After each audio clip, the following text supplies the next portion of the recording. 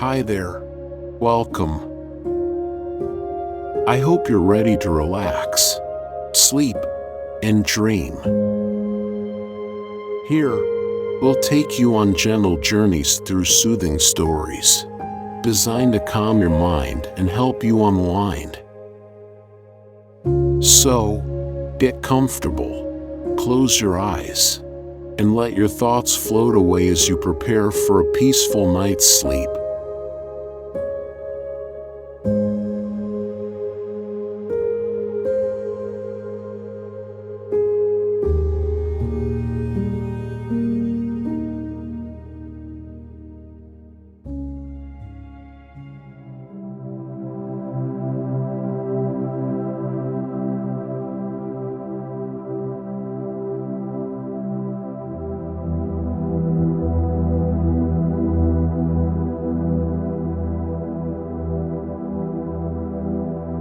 Chapter 30.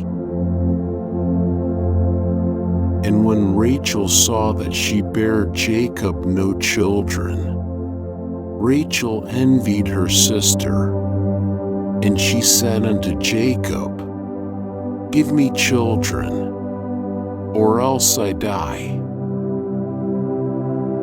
And Jacob's anger was kindled against Rachel, and he said, Am I in God's stead? Who hath withheld from me the fruit of the womb?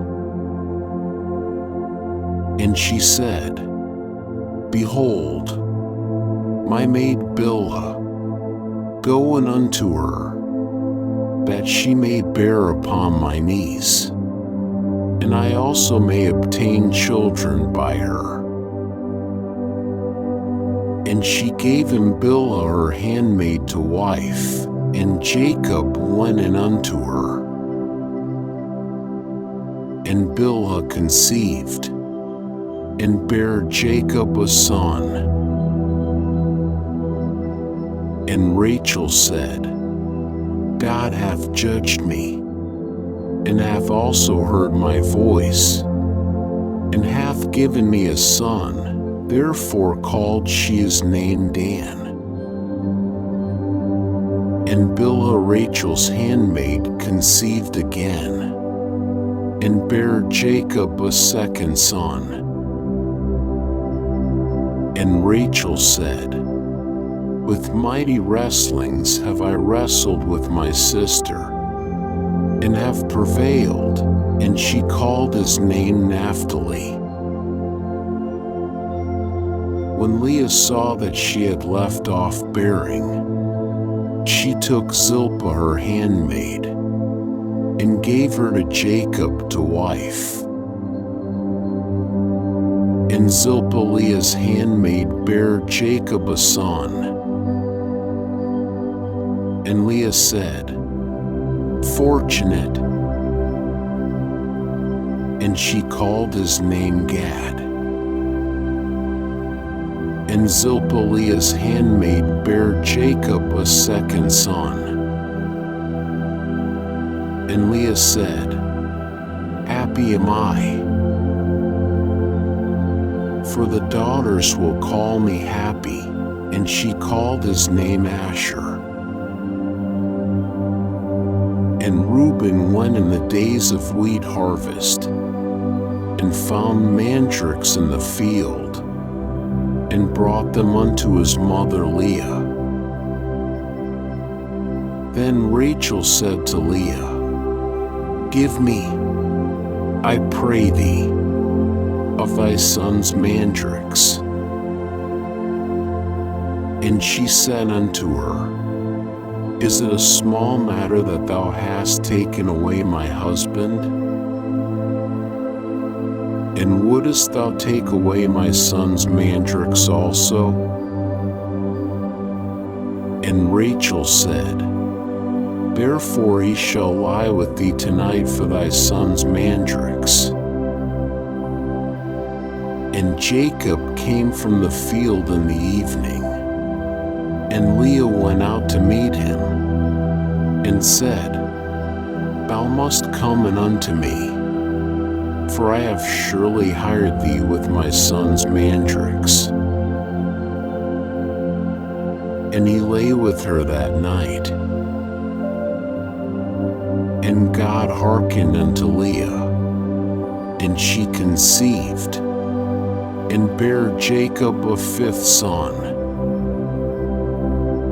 And Leah said, God hath given me my hire, because I gave my handmaid to my husband, and she called his name Issachar.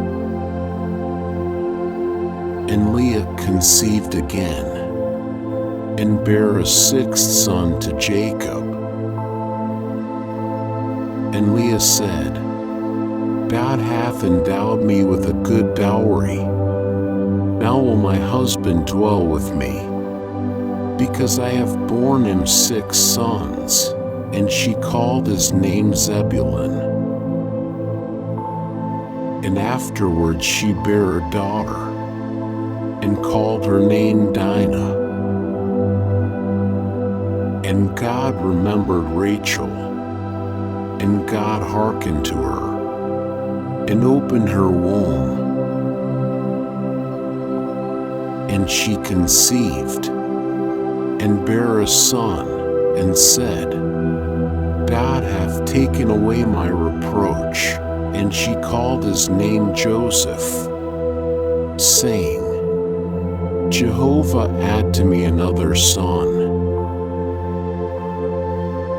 And it came to pass, when Rachel had borne Joseph, that Jacob said unto Laban, Send me away, that I may go unto mine own place, into my country.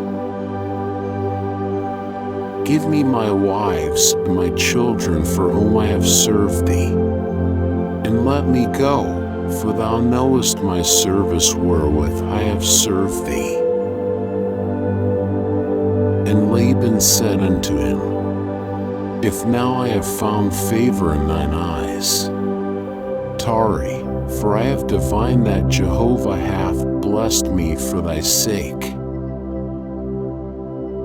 And he said, Appoint me thy wages, and I will give it. And he said unto him, Thou knowest how I have served thee, and how thy cattle have fared with me.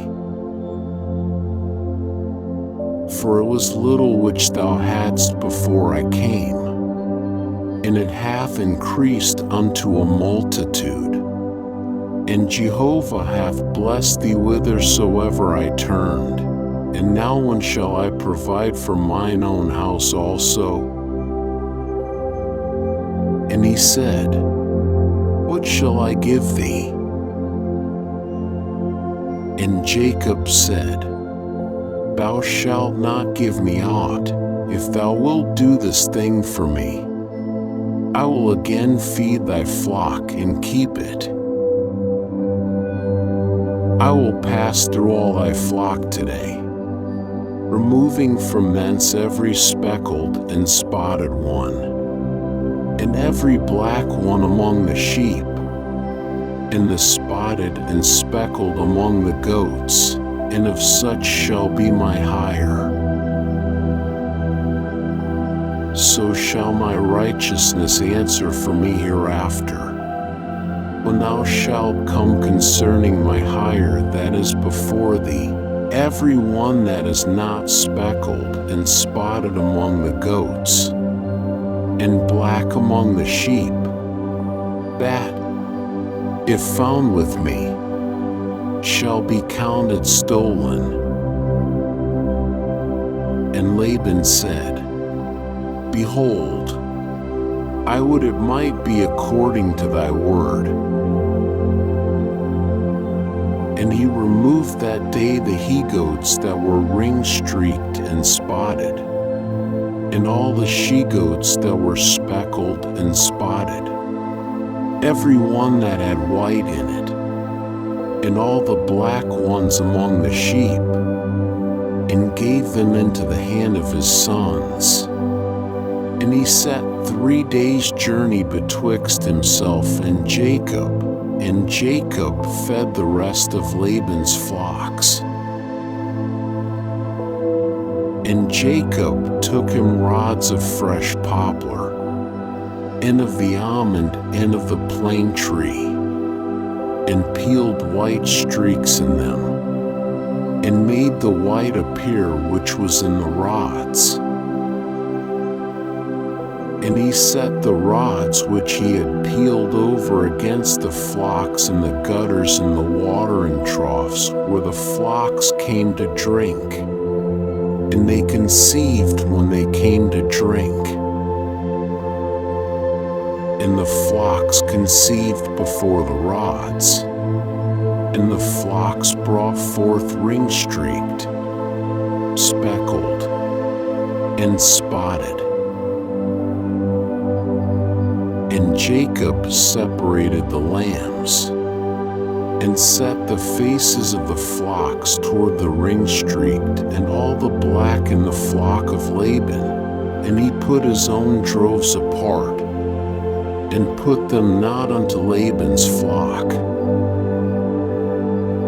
And it came to pass, whensoever the stronger of the flock did conceive, that Jacob laid the rods before the eyes of the flock in the gutters, that they might conceive among the rods.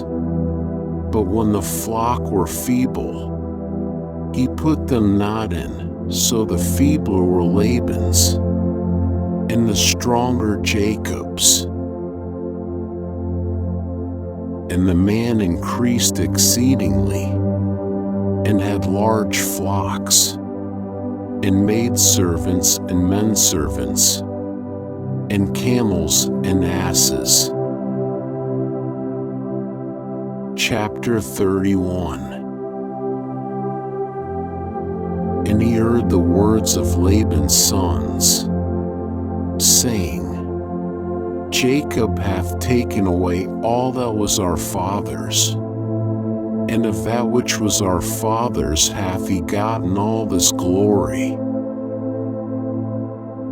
And Jacob beheld the countenance of Laban, and, behold, it was not toward him as beforetime. And Jehovah said unto Jacob, Return unto the land of thy fathers, into thy kindred, and I will be with thee. And Jacob sent and called Rachel and Leah to the field unto his flock, and said unto them, I see your father's countenance, that it is not toward me as beforetime, but the God of my father hath been with me. And ye know that with all my power I have served your father. And your father hath deceived me, and changed my wages 10 times. But God suffered him not to hurt me. If he said thus, The speckled shall be thy wages, then all the flock bare speckled. And if he said thus, The ring-streaked shall be thy wages, then bear all the flock ring-streaked. Thus God hath taken away the cattle of your father, and given them to me. And it came to pass at the time that the flock conceived, that I lifted up mine eyes, and saw in a dream, and, behold, the he-goats which leaped upon the flock were ring-streaked, speckled, and grizzled. And the angel of God said unto me in the dream, Jacob. And I said, Here am I. And he said, Lift up now thine eyes, and see, all the he-goats which leap upon the flock are ring-streaked, speckled, and grizzled. grizzled, for I have seen all that Laban doeth unto thee. I am the God of Bethel, where thou anointedst a pillar, where thou vowedst a vow unto me. Now arise, get thee out from this land, and return unto the land of thy nativity.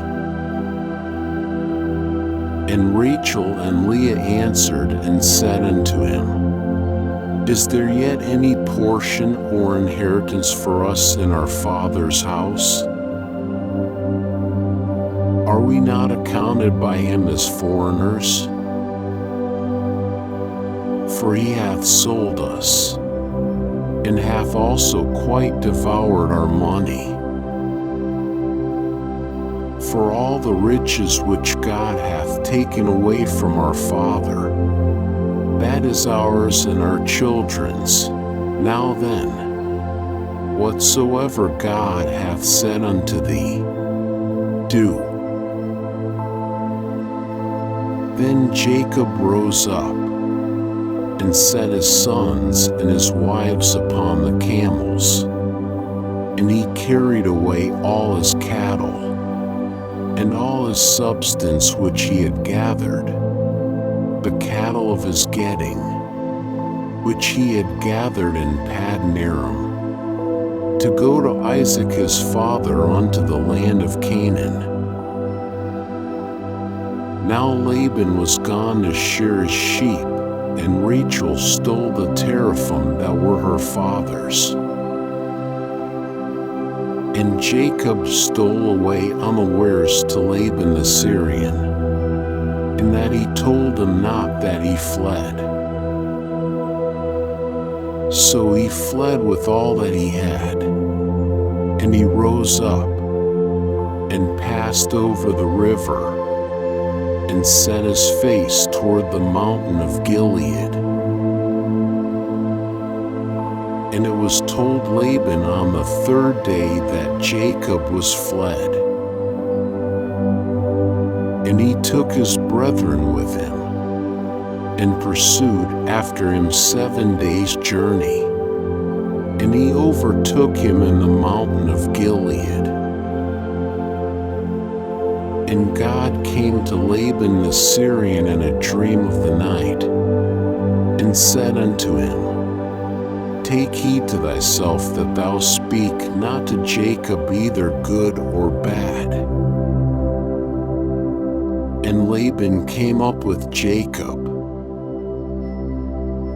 Now Jacob had pitched his tent in the mountain, and Laban with his brethren encamped in the mountain of Gilead. And Laban said to Jacob, What hast thou done, that thou hast stolen away unawares to me, and carried away my daughters as captives of the sword? Wherefore didst thou flee secretly, and steal away from me, and didst not tell me, that I might have sent thee away with mirth and with songs, with tabret and with harp, and didst not suffer me to kiss my sons and my daughters? Now hast thou done foolishly. It is in the power of my hand to do you hurt, but the God of your fathers spake unto me yesternight, saying, Take heed to thyself that thou speak not to Jacob either good or bad. And now, though thou wouldest needs be gone, because thou sore longest after thy father's house, yet wherefore hast thou stolen my gods? And Jacob answered and said to Laban, Because I was afraid, for I said, Lest thou shouldest take thy daughters from me by force. With whomsoever thou findest thy gods, Ye shall not live, before our brethren discern now what is thine with me, and take it to thee. For Jacob knew not that Rachel had stolen them. And Laban went into Jacob's tent, and into Leah's tent, and into the tent of the two maidservants, but he found them not. And he went out of Leah's tent, and entered into Rachel's tent. Now Rachel had taken the teraphim, and put them in the camel's saddle, and sat upon them. And Laban felt about all the tent, but found them not.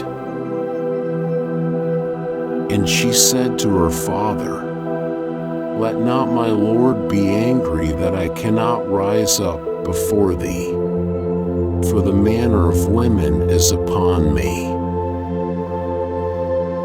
And he searched, but found not the teraphim. And Jacob was wroth, and chode with Laban. And Jacob answered and said to Laban, What is my trespass? What is my sin, that thou hast hotly pursued after me? Whereas thou hast felt about all my stuff, what hast thou found of all thy household stuff? Set it here before my brethren and thy brethren, that they may judge betwixt us two. These 20 years have I been with thee. Thy ewes and thy she-goats have not cast their young, and the rams of thy flocks have I not eaten.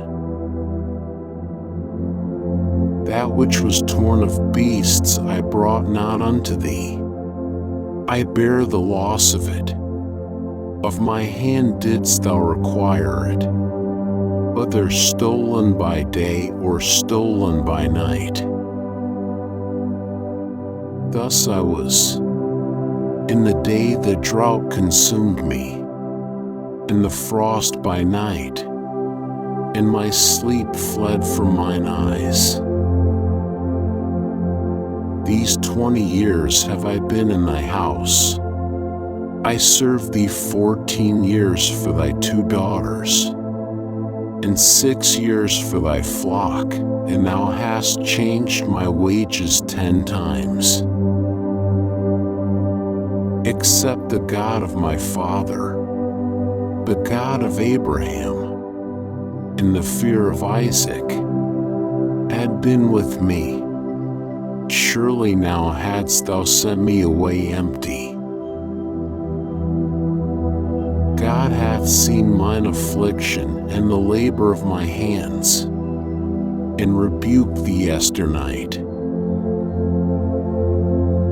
And Laban answered and said unto Jacob, The daughters are my daughters, and the children are my children, and the flocks are my flocks, and all that thou sayest is mine. And what can I do this day unto these my daughters, or unto their children whom they have borne? And now come, let us make a covenant, I and thou, and let it be for a witness between me and thee. And Jacob took a stone, and set it up for a pillar. And Jacob said unto his brethren, Gather stones. And they took stones, and made a heap, and they did eat there by the heap. And Laban called it Jegar-sahadutha, but Jacob called it Galeed.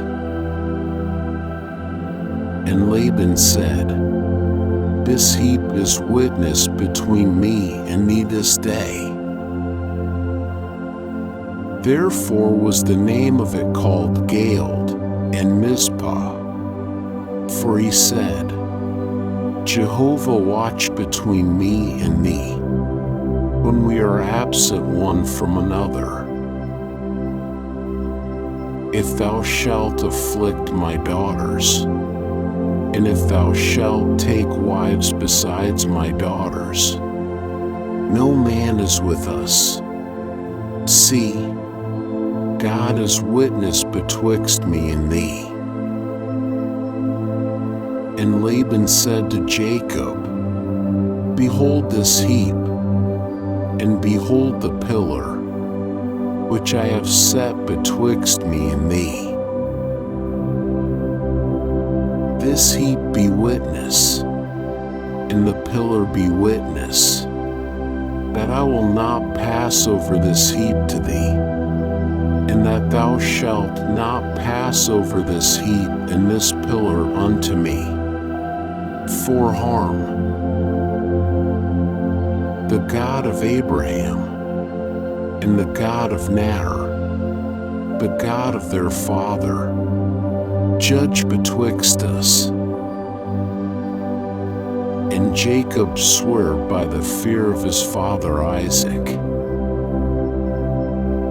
And Jacob offered a sacrifice in the mountain, and called his brethren to eat bread, and they did eat bread, and tarried all night in the mountain. And early in the morning Laban rose up, and kissed his sons and his daughters, and blessed them, and Laban departed, and returned unto his place. Chapter 32. And Jacob went on his way, and the angels of God met him. And Jacob said when he saw them, This is God's host, and he called the name of that place Mahanaim.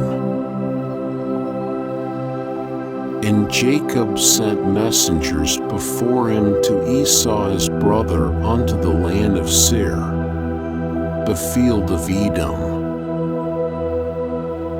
And he commanded them, saying, Thus shall ye say unto my lord Esau, Thus saith thy servant Jacob, I have sojourned with Laban, and stayed until now, and I have oxen, and asses, and flocks, and menservants, and maidservants, and I have sent to tell my lord, that I may find favor in thy sight. And the messengers returned to Jacob, saying, We came to thy brother Esau, and moreover he cometh to meet thee, and 400 men with him. Then Jacob was greatly afraid and was distressed, and he divided the people that were with him, and the flocks, and the herds, and the camels, into 2 companies.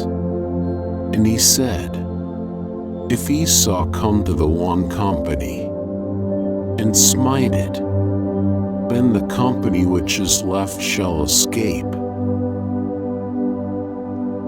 And Jacob said, O God of my father Abraham, and God of my father Isaac, O Jehovah, who saidst unto me, Return unto thy country, and to thy kindred, and I will do thee good. I am not worthy of the least of all the loving kindnesses, and of all the truth, which thou hast showed unto thy servant. For with my staff I passed over this Jordan, and now I am become 2 companies. Deliver me, I pray thee, from the hand of my brother, from the hand of Esau, for I fear him, lest he come and smite me, the mother with the children. And thou saidst, I will surely do thee good, and make thy seed as the sand of the sea, which cannot be numbered for multitude. And he lodged there that night, and took of that which he had with him a present for Esau his brother, 200 she-goats and 20 he-goats, 200 ewes and 20 rams, 30 milch camels and their colts, 40 cows and 10 bulls, 20 she-asses and 10 foals. And he delivered them into the hand of his servants, every drove by itself, and said unto his servants, Pass over before me, and put a space betwixt drove and drove. And he commanded the foremost, saying, When Esau my brother meeteth thee, and asketh thee, saying, Whose art thou? And whither goest thou? And whose are these before thee? Then thou shalt say, They are thy servant Jacob's. It is a present sent unto my lord Esau, and behold, he also is behind us. And he commanded also the second, and the third, and all that followed the droves, saying, On this manner shall ye speak unto Esau, when ye find him, and ye shall say, Moreover, behold, thy servant Jacob is behind us. For he said, I will appease him with the present that goeth before me, and afterward I will see his face. Peradventure he will accept me. So the present passed over before him, and he himself lodged that night in the company.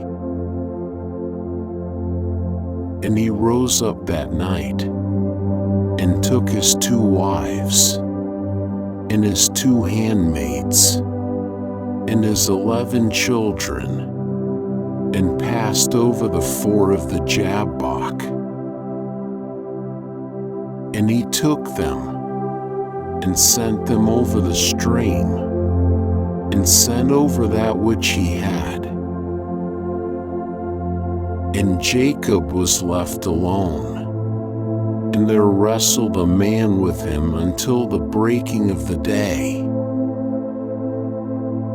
And when he saw that he prevailed not against him, he touched the hollow of his thigh, and the hollow of Jacob's thigh was strained, as he wrestled with him.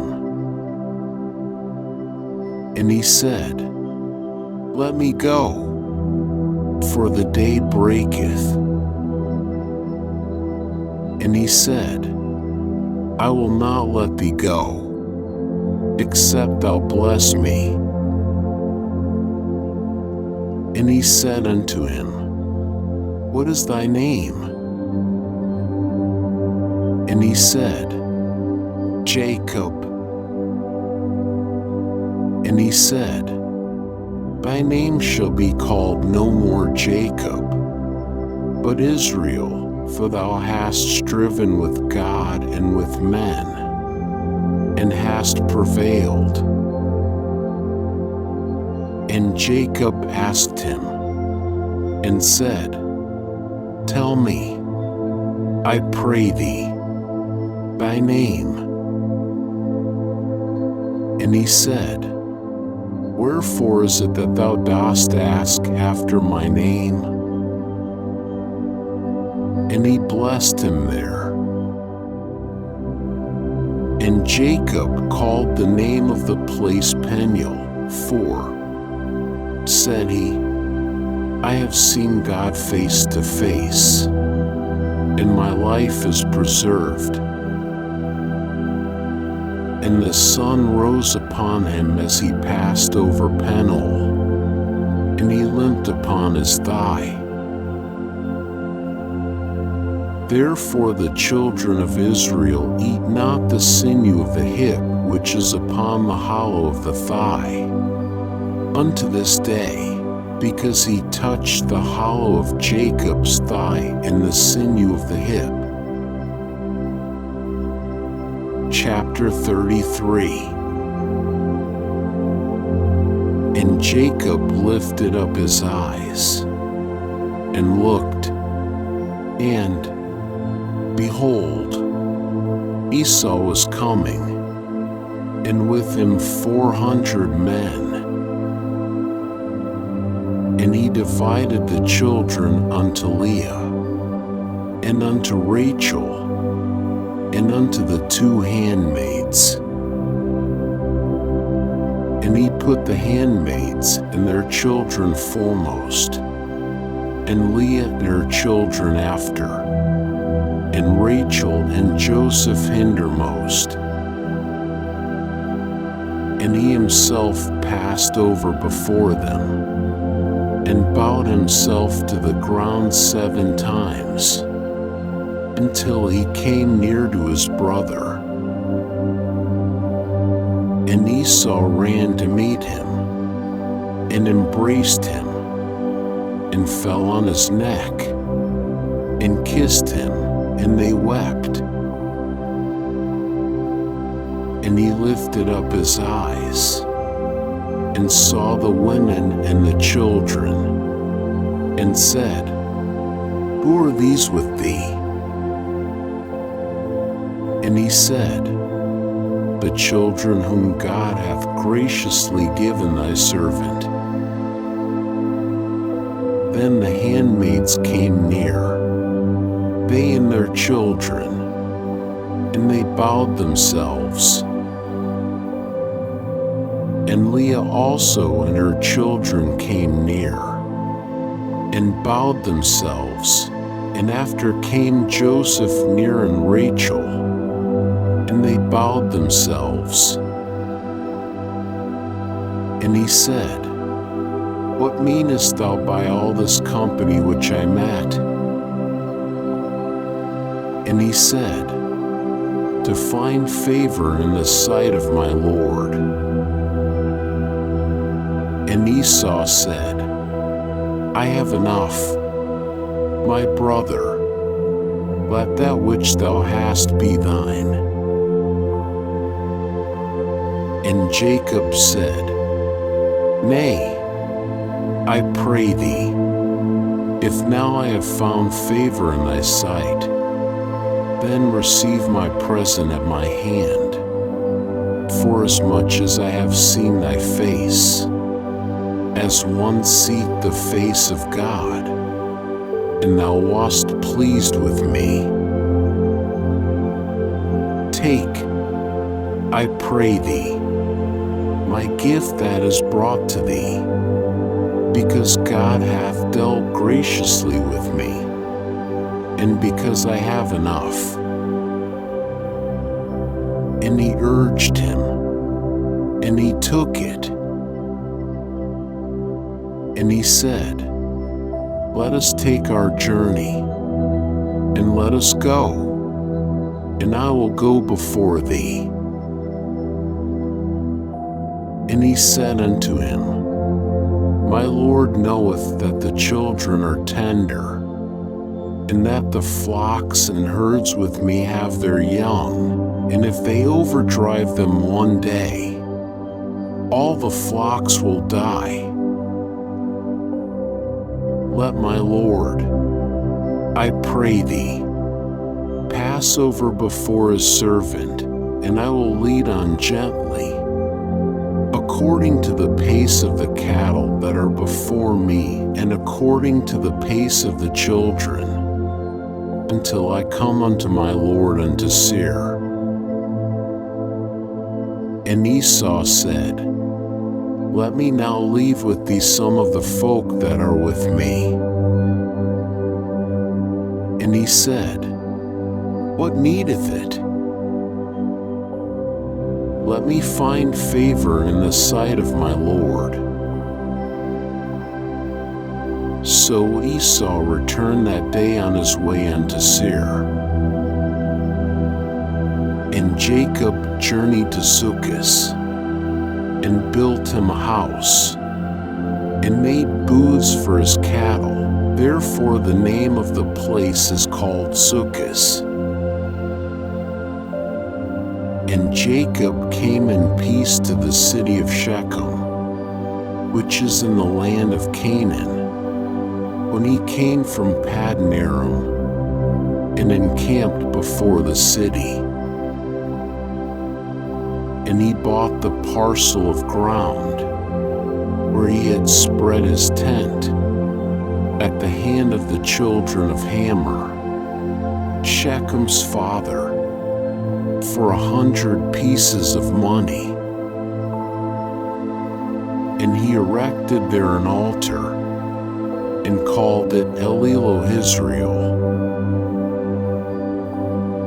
Chapter 34. And Dinah the daughter of Leah, whom she bare unto Jacob, went out to see the daughters of the land. And Shechem the son of Hamor the Hivite, the prince of the land, saw her, and he took her, and lay with her, and humbled her. And his soul clave unto Dinah the daughter of Jacob, and he loved the damsel, and spake kindly unto the damsel. And Shechem spake unto his father Hamor, saying, Get me this damsel to wife. Now Jacob heard that he had defiled Dinah his daughter, and his sons were with his cattle in the field, and Jacob held his peace until they came. And Hamor the father of Shechem went out unto Jacob to commune with him. And the sons of Jacob came in from the field when they heard it, and the men were grieved, and they were very wroth, because he had wrought folly in Israel in lying with Jacob's daughter, which thing ought not to be done. And Hamor communed with them, saying, The soul of my son Shechem longeth for your daughter. I pray you, give her unto him to wife, and make ye marriages with us. Give your daughters unto us, and take our daughters unto you. And ye shall dwell with us, and the land shall be before you. Dwell and trade ye therein, and get you possessions therein. And Shechem said unto her father and unto her brethren, Let me find favor in your eyes, and what ye shall say unto me I will give. Ask me never so much dowry and gift, and I will give according as ye shall say unto me, but give me the damsel to wife. And the sons of Jacob answered Shechem and Hamor his father with guile, and spake, because he had defiled Dinah their sister, and said unto them, We cannot do this thing, to give our sister to one that is uncircumcised. for that were a reproach unto us. Only on this condition will we consent unto you, if you will be as we are, that every male of you be circumcised. Then will we give our daughters unto you, and we will take your daughters to us, and we will dwell with you, and we will become one people.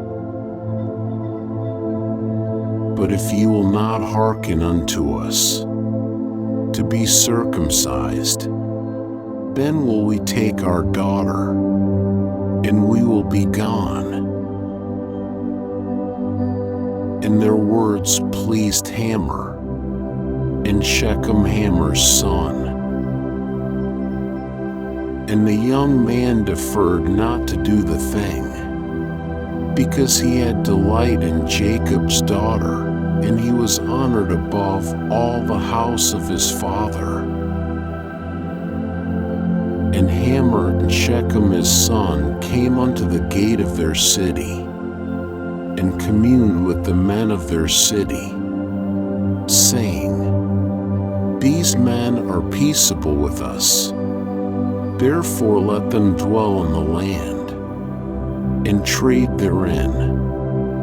For, behold, the land is large enough for them. Let us take their daughters to us for wives, and let us give them our daughters. Only on this condition will the men consent unto us to dwell with us, to become one people, if every male among us be circumcised, as they are circumcised. Shall not their cattle and their substance and all their beasts be ours? Only let us consent unto them, and they will dwell with us. And unto Hamor and unto Shechem his son hearkened all that went out of the gate of his city, and every male was circumcised, all that went out of the gate of his city. And it came to pass on the third day, when they were sore, that two of the sons of Jacob, Simeon and Levi, Dinah's brethren, took each man his sword, and came upon the city unawares, and slew all the males. And they slew Hamor and Shechem his son with the edge of the sword, and took Dinah out of Shechem's house, and went forth. The sons of Jacob came upon the slain, and plundered the city, because they had defiled their sister. They took their flocks and their herds and their asses, and that which was in the city, and that which was in the field, and all their wealth, and all their little ones and their wives, took they captive and made a prey, even all that was in the house. And Jacob said to Simeon and Levi, Ye have troubled me, to make me odious to the inhabitants of the land, among the Canaanites and the Perizzites, and, I being few in number, they will gather themselves together against me and smite me, and I shall be destroyed, I and my house. And they said, Should he deal with our sister as with a harlot? Chapter 35. And God said unto Jacob, Arise, go up to Bethel, and dwell there, and make there an altar unto God, who appeared unto thee when thou fleddest from the face of Esau thy brother. Then Jacob said unto his household, and to all that were with him, Put away the foreign gods that are among you, and purify yourselves, and change your garments, and let us arise, and go up to Bethel, and I will make there an altar unto God, who answered me in the day of my distress, and was with me in the way which I went. And they gave unto Jacob all the foreign gods which were in their hand, and the rings which were in their ears. And Jacob hid them under the oak which was by Shechem. And they journeyed, and a terror of God was upon the cities that were round about them. And they did not pursue after the sons of Jacob. So Jacob came to Luz, which is in the land of Canaan, the same as Bethel, he and all the people that were with him. And he built there an altar, and called the place El Bethel, because their God was revealed unto him, when he fled from the face of his brother. And Deborah, Rebekah's nurse, died, and she was buried below Bethel under the oak, and the name of it was called Al-Ambakuth.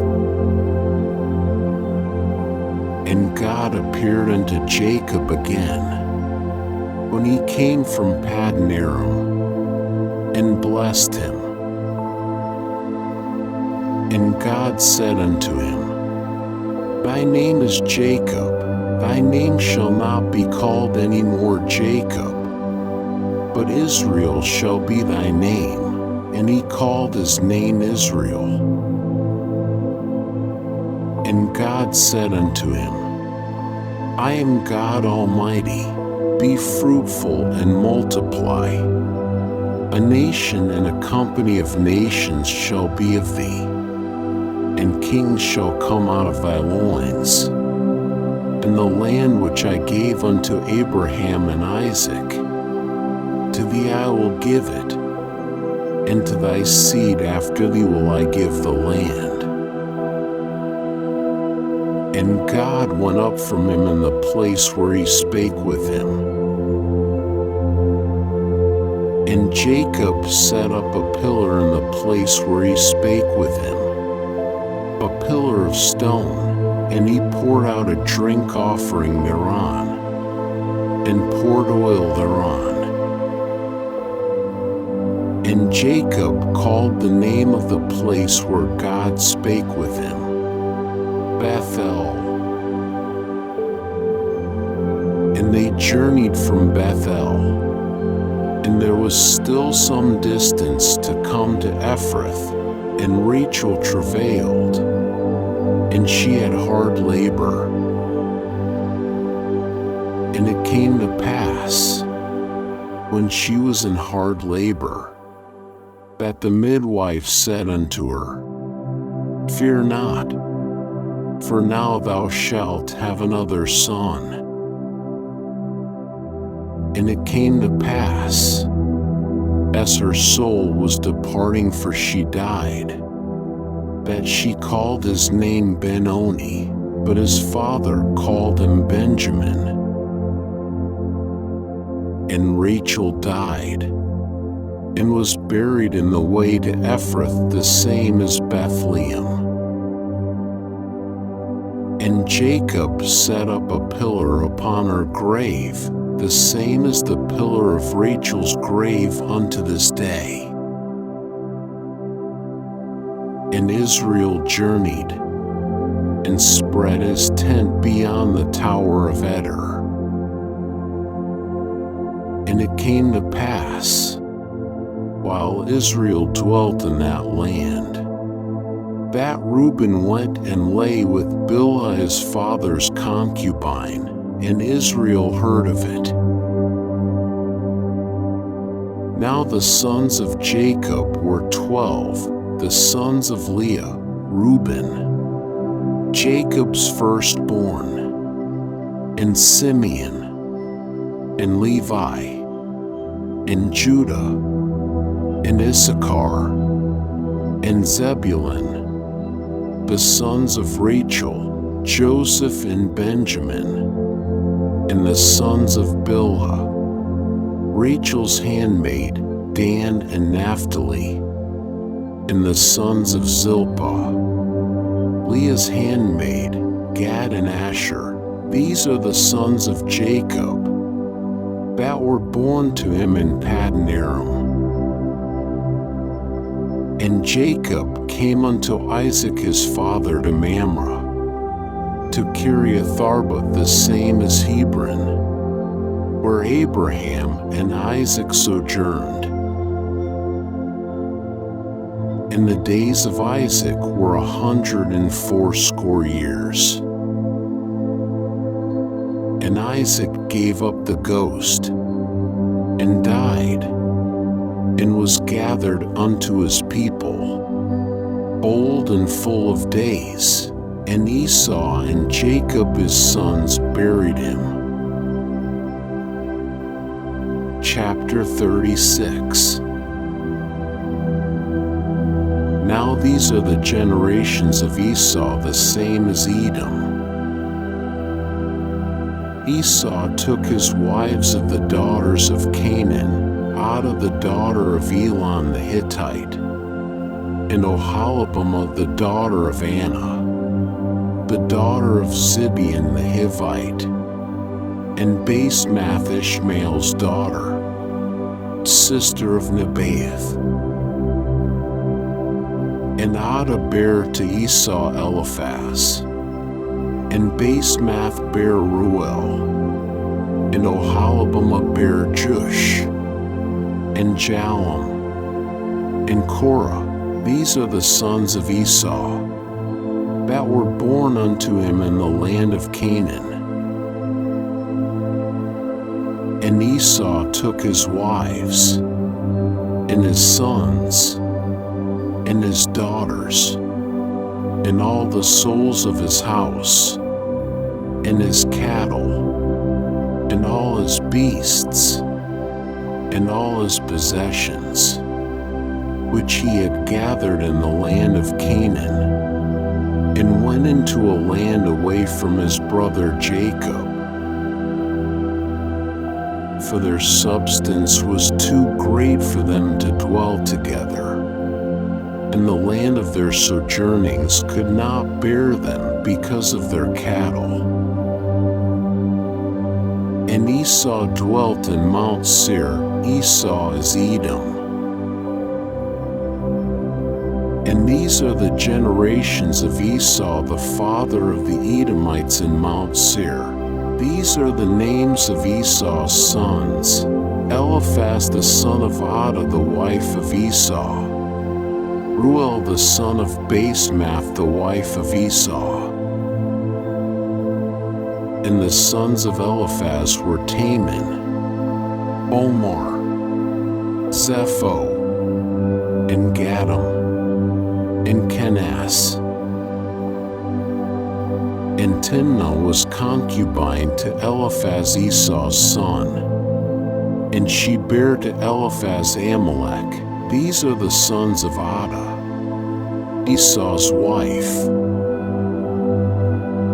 And these are the sons of Reuel, Naath, and Zerah, Shammah, and Mizah. These were the sons of Basemath, Esau's wife. And these were the sons of Oholibamah, the daughter of Anah, the daughter of Zibeon, Esau's wife, and she bare to Esau Jush, and Jalom, and Korah. These are the chiefs of the sons of Esau, The sons of Eliphaz, the firstborn of Esau: Chief Taman, Chief Omar, Chief Zepho, Chief Kenaz, Chief Korah, Chief Gadam, Chief Amalek. These are the chiefs that came of Eliphaz in the land of Edom. These are the sons of Ada. And these are the sons of Reuel: Esau's son, Chief Nahath, Chief Zerah, Chief Shammah, Chief Mizah. These are the chiefs that came of Reuel in the land of Edom. These are the sons of Basemath, Esau's wife. And these are the sons of Oholibamah, Esau's wife: Chief Jush, Chief Jalom, Chief Korah. These are the chiefs that came of Oholibamah, the daughter of Anna, Esau's wife. These are the sons of Esau, and these are their chiefs, the same as Edom. These are the sons of Seir the Horite, the inhabitants of the land: Lotan and Shobal and Zibeon and Anna, and Dishon and Ezer and Dishon. These are the chiefs that came of the Horites, the children of Seir in the land of Edom. And the children of Lotan were Hori and Heman, and Lotan's sister was Timnah. And these are the children of Shobal: Alvan and Manahath and Ebal, Shepho and Onam. And these are the children of Zibeon: Ayat and Anna. This is Anna who found the hot springs in the wilderness, as he fed the asses of Zibeon his father.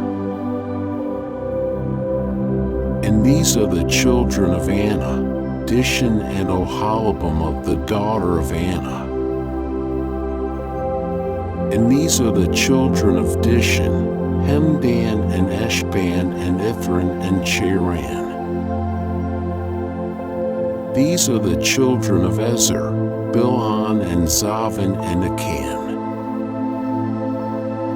These are the children of Dishon: Uzi and Aaron. These are the chiefs that came of the Horites: Chief Lotan, Chief Shobal, Chief Zibeon, Chief Anna, Chief Dishon, Chief Ezer, Chief Dishon. These are the chiefs that came of the Horites, according to their chiefs in the land of Seir. And these are the kings that reigned in the land of Edom, before there reigned any king over the children of Israel. And Bela the son of Beer reigned in Edom, and the name of his city was Dinhabah. And Bela died, and Jobab the son of Zerah of Basra reigned in his stead. And Jobab died, and Husham of the land of the Temanites reigned in his stead. And Husham died, and Hadad the son of Bedad, who smote Midian in the field of Moab, reigned in his stead, and the name of his city was Avith. And Hadad died, and Samlah of Masrekah reigned in his stead. And Samlah died, and Shaul of Rehoboth by the river reigned in his stead. And Shaul died, and Baalhanan the son of Achbor reigned in his stead. And Baanan the son of Achbor died, and Adar reigned in his stead, and the name of his city was Pau, and his wife's name was Mehetabel, the daughter of Matred, the daughter of Mizab. And these are the names of the chiefs that came of Esau, according to their families, after their places, by their names: Chief Timnah, Chief Alva, Chief Jetheth, Chief Oholibamah, Chief Elah, Chief Pinion, Chief Kenaz, Chief Taman, Chief Mibzar, Chief Magdiel, Chief Aram. These are the chiefs of Edom, according to their habitations in the land of their possession. This is chapter 37. And Jacob dwelt in the land of his father's sojournings, in the land of Canaan. These are the generations of Jacob. Joseph, being 17 years old, was feeding the flock with his brethren, and he was a lad with the sons of Bilhah, and with the sons of Zilpah, his father's wives. And Joseph brought the evil report of them unto their father. Now Israel loved Joseph more than all his children, because he was the son of his old age, and he made him a coat of many colors. And his brethren saw that their father loved him more than all his brethren, and they hated him, and could not speak peaceably unto him. And Joseph dreamed a dream, and he told it to his brethren, and they hated him yet the more. And he said unto them, Hear, I pray you, this dream which I have dreamed. For, behold, we were binding sheaves in the field, and, lo, my sheaf arose, and also stood upright, and, behold, your sheaves came round about, and made obeisance to my sheaf. And his brethren said to him, Shalt thou indeed reign over us? Or shalt thou indeed have dominion over us? And they hated him yet the more for his dreams, and for his words.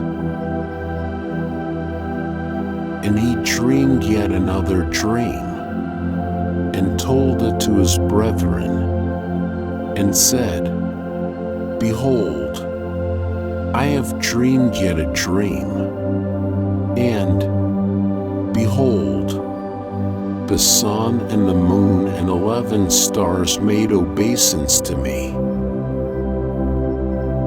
And he told it to his father, and to his brethren. And his father rebuked him, and said unto him, What is this dream that thou hast dreamed? Shall I and thy mother and thy brethren indeed come to bow down ourselves to thee to the earth? And his brethren envied him, but his father kept the saying in mind.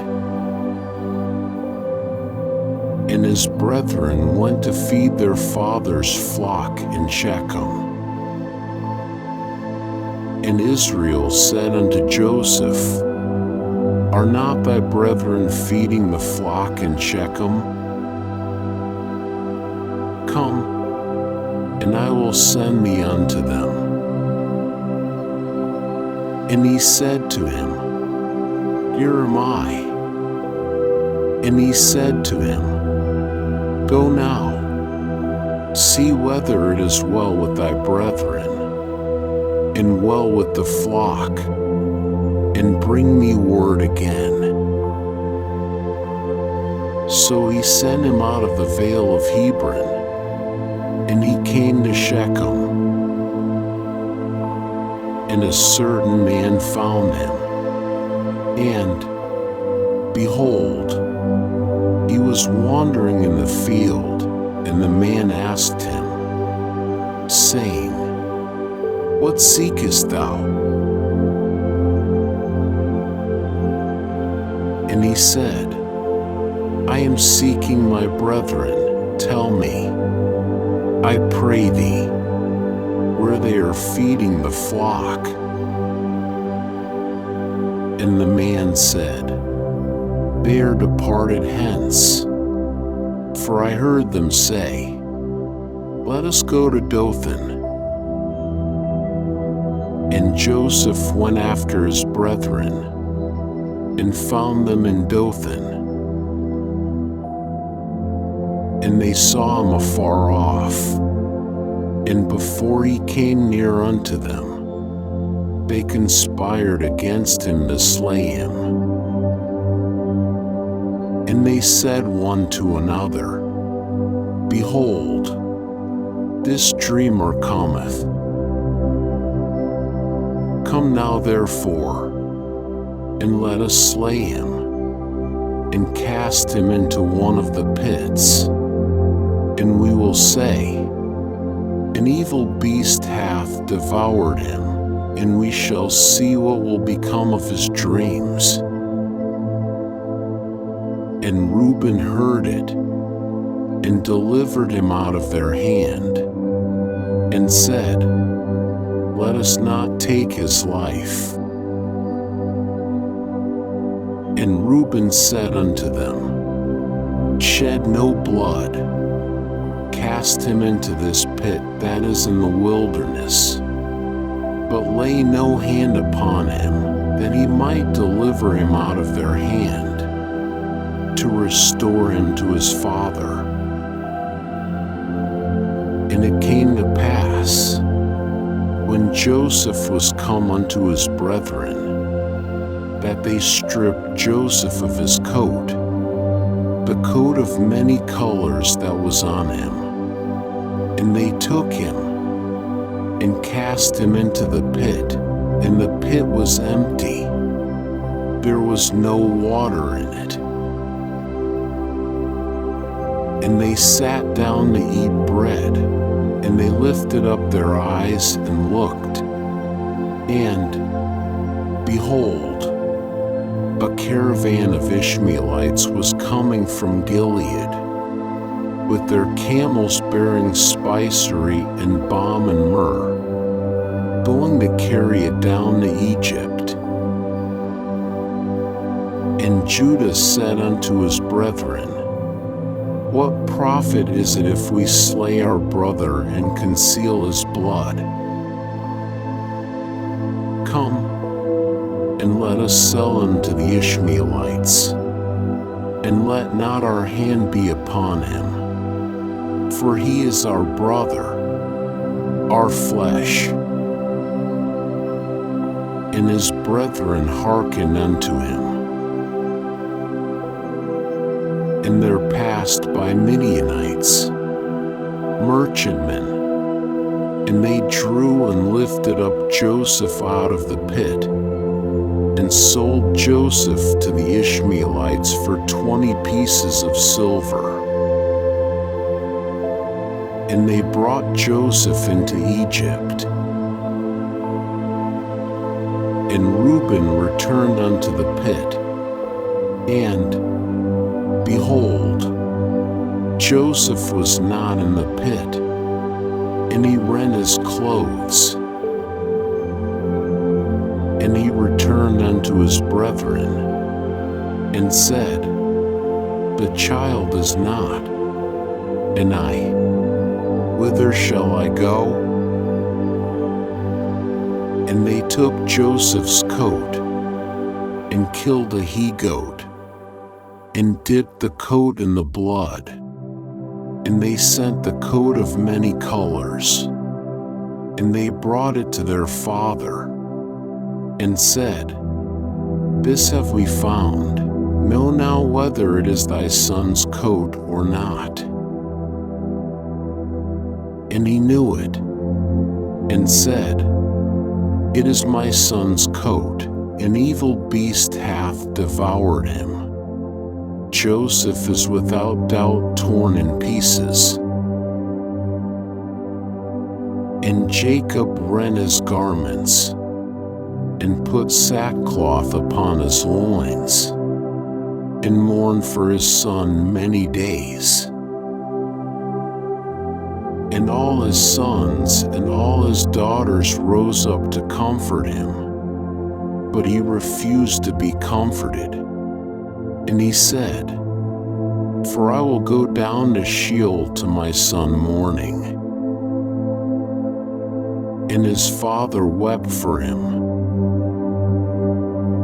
And the Midianites sold him into Egypt unto Potiphar, an officer of Pharaoh's, the captain of the guard. Chapter 38. And it came to pass at that time that Judah went down from his brethren and turned into a certain Adullamite, whose name was Hira. And Judah saw there a daughter of a certain Canaanite, whose name was Shua. And he took her, and went in unto her. And she conceived, and bare a son, and he called his name And she conceived again, and bare a son, and she called his name Onan. And she yet again bare a son, and called his name Shelah, and he was at Chezib when she bare him. And Judah took a wife for his firstborn, and her name was Tamar. And Judah's firstborn, was wicked in the sight of Jehovah, and Jehovah slew him. And Judah said unto Onan, Go in unto thy brother's wife, and perform the duty of a husband's brother unto her, and raise up seed to thy brother.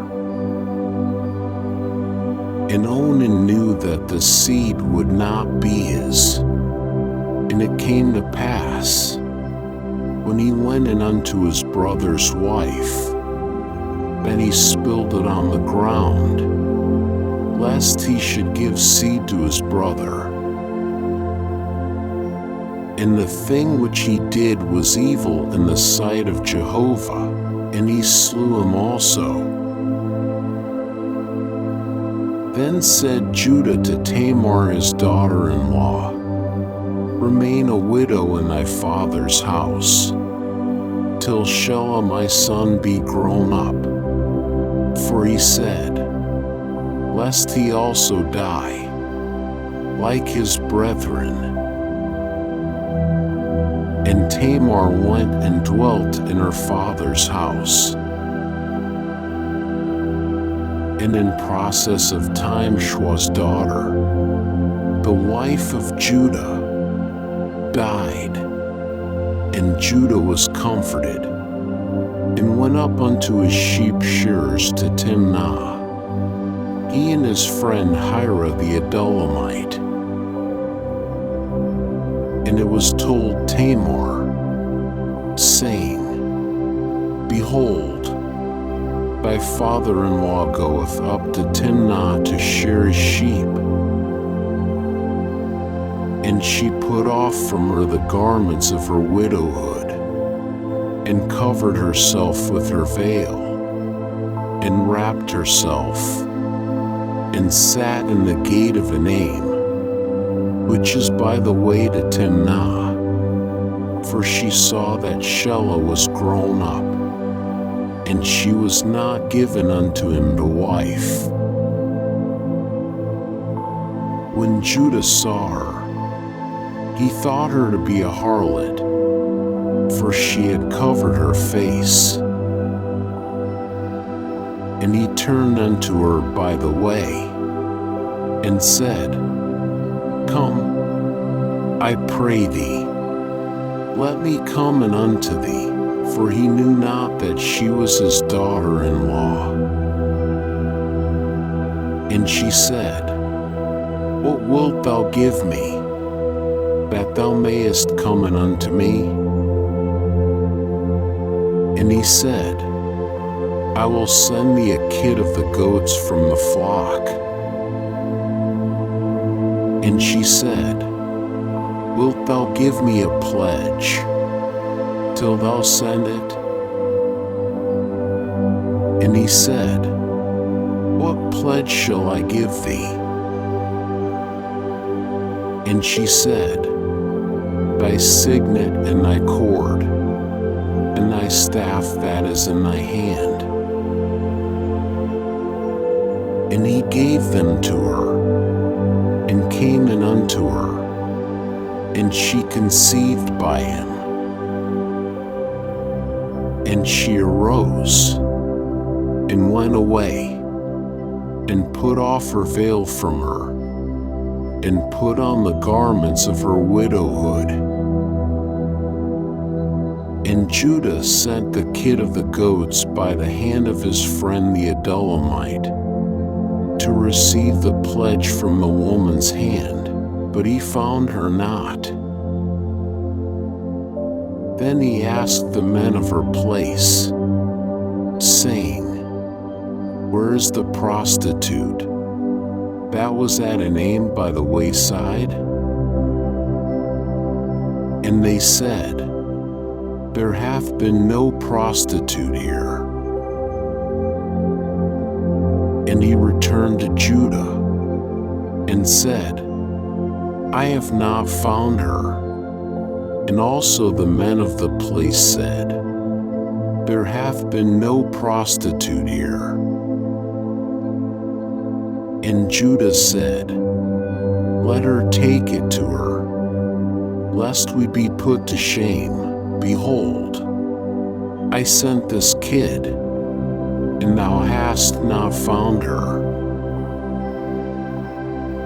And it came to pass about 3 months after, that it was told Judah, saying, Tamar thy daughter-in-law hath played the harlot, and moreover, behold, she is with child by whoredom. And Judah said, Bring her forth, and let her be burnt. When she was brought forth, she sent to her father-in-law, saying, By the man, whose these are, am I with child? And she said, Discern, I pray thee, whose are these? The signet, and the cords, and the staff. And Judah acknowledged them, and said, She is more righteous than I, forasmuch as I gave her not to Shelah my son. And he knew her again no more. And it came to pass in the time of her travail, that, behold, twins were in her womb. And it came to pass, when she travailed, that one put out a hand, and the midwife took and bound upon his hand a scarlet thread, saying, This came out first. And it came to pass, as he drew back his hand, that, behold, his brother came out, and she said, Wherefore hast thou made a breach for thyself? Therefore his name was called Perez. And afterward came out his brother, that had the scarlet thread upon his hand, and his name was called Zerah. Chapter 39. And Joseph was brought down to Egypt, and Potiphar, an officer of Pharaoh's, the captain of the guard, an Egyptian, bought him of the hand of the Ishmaelites, that had brought him down thither. And Jehovah was with Joseph, and he was a prosperous man, and he was in the house of his master the Egyptian. And his master saw that Jehovah was with him, and that Jehovah made all that he did to prosper in his hand. And Joseph found favor in his sight, and he ministered unto him, and he made him overseer over his house, and all that he had he put into his hand. And it came to pass from the time that he made him overseer in his house, and over all that he had, that Jehovah blessed the Egyptian's house for Joseph's sake. And the blessing of Jehovah was upon all that he had, in the house and in the field. And he left all that he had in Joseph's hand, and he knew not aught that was with him, save the bread which he did eat. And Joseph was comely and well favored. And it came to pass after these things, that his master's wife cast her eyes upon Joseph, and she said, Lie with me. But he refused, and said unto his master's wife, Behold, my master knoweth not what is with me in the house, and he hath put all that he hath into my hand. He is not greater in this house than I. Neither hath he kept back anything from me but thee, because thou art his wife. How then can I do this great wickedness, and sin against God? And it came to pass, as she spake to Joseph day by day, that he hearkened not unto her, to lie by her, or to be with her. And it came to pass about this time, that he went into the house to do his work, and there was none of the men of the house there within. And she caught him by his garment, saying, Lie with me. And he left his garment in her hand, and fled, and got him out.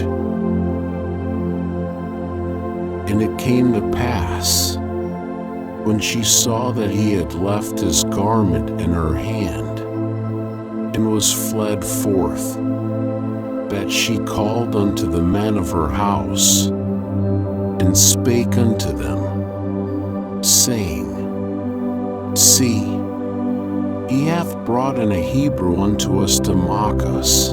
He came in unto me to lie with me. And I cried with a loud voice, and it came to pass, when he heard that I lifted up my voice and cried, that he left his garment by me, and fled, and got him out. And she laid up his garment by her until his master came home.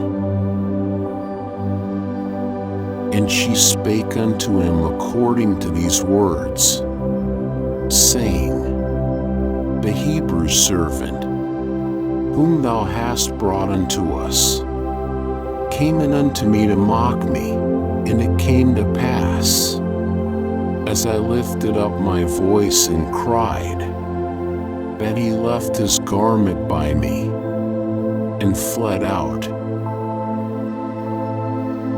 And it came to pass, when his master heard the words of his wife, which she spake unto him, saying, After this manner did thy servant to me, that his wrath was kindled.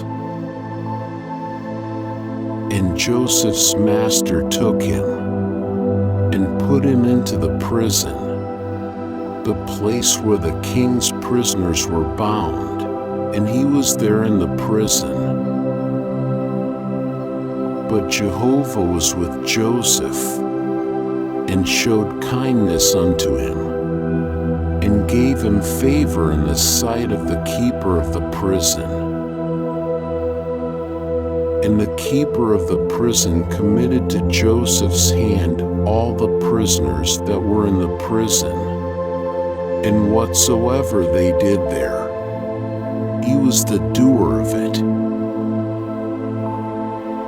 The keeper of the prison looked not to anything that was under his hand, because Jehovah was with him, and that which he did, Jehovah made it to prosper. Chapter 40. And it came to pass after these things, that the butler of the king of Egypt and his baker offended their lord the king of Egypt. And Pharaoh was wroth against his two officers, against the chief of the butlers, and against the chief of the bakers. And he put them in ward in the house of the captain of the guard, into the prison, the place where Joseph was bound. And the captain of the guard charged Joseph with them, and he ministered unto them, and they continued a season in ward.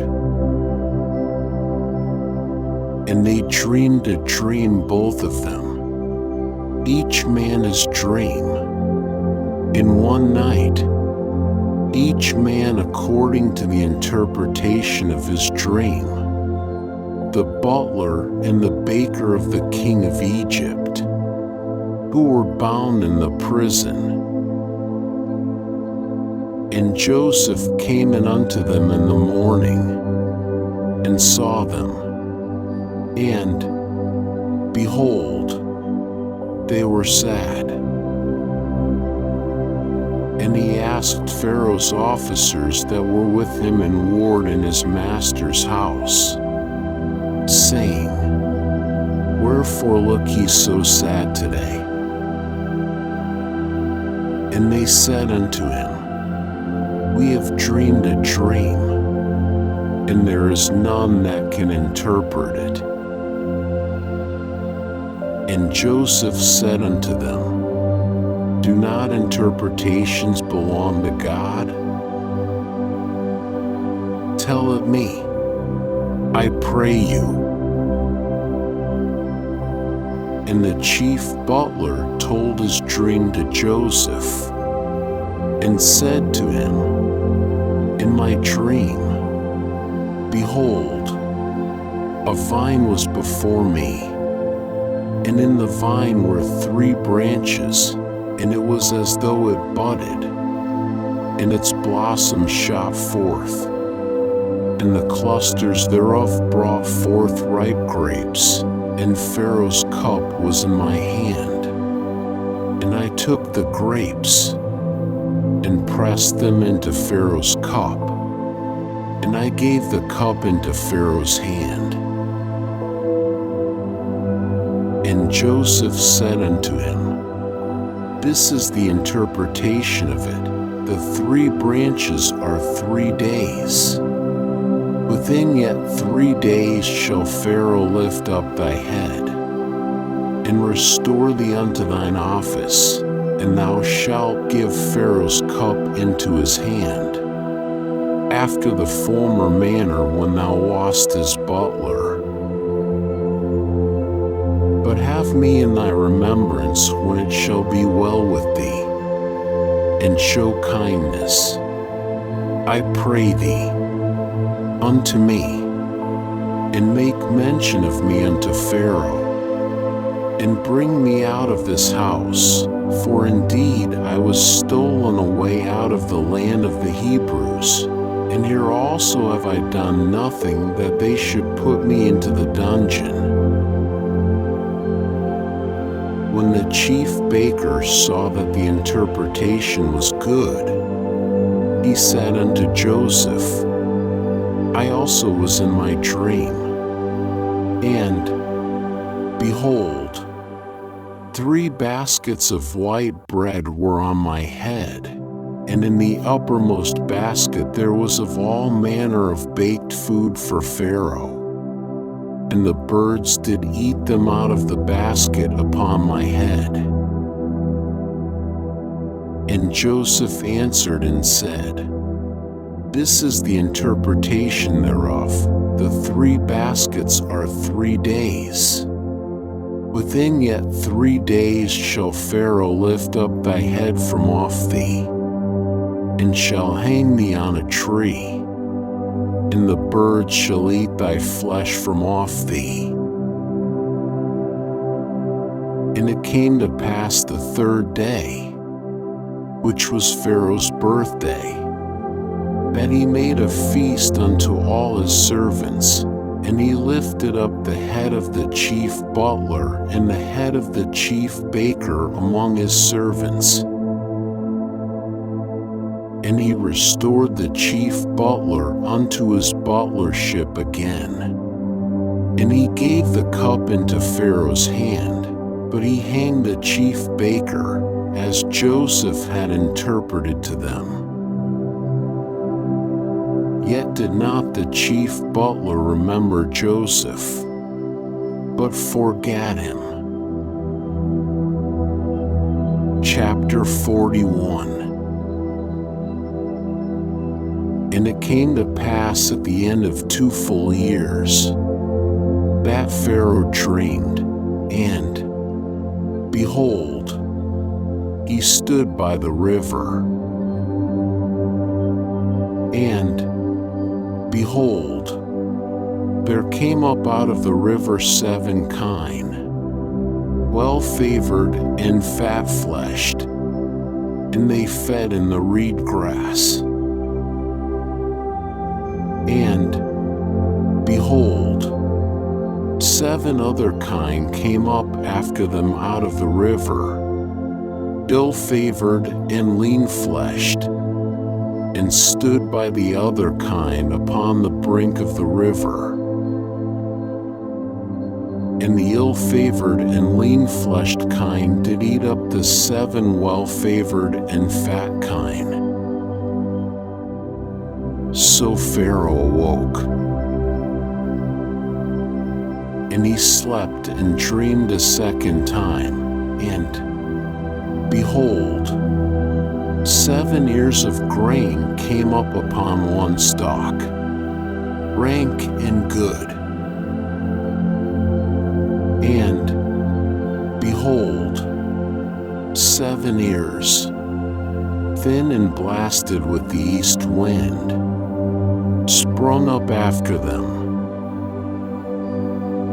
and the thin ears swallowed up the 7 rank and full ears.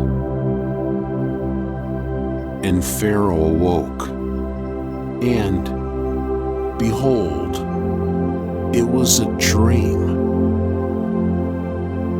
And it came to pass in the morning that his spirit was troubled, And he sent and called for all the magicians of Egypt, and all the wise men thereof, and Pharaoh told them his dream. But there was none that could interpret them unto Pharaoh.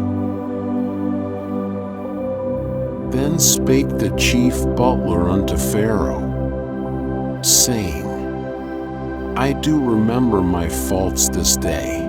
Pharaoh was wroth with his servants, and put me in ward in the house of the captain of the guard, me and the chief baker, and we dreamed a dream in one night. I and he, we dreamed each man according to the interpretation of his dream. And there was with us there a young man, a Hebrew, servant to the captain of the guard, and we told him, and he interpreted to us our dreams. To each man according to his dream he did interpret. And it came to pass, as he interpreted to us, so it was, me he restored unto mine office, and him he hanged.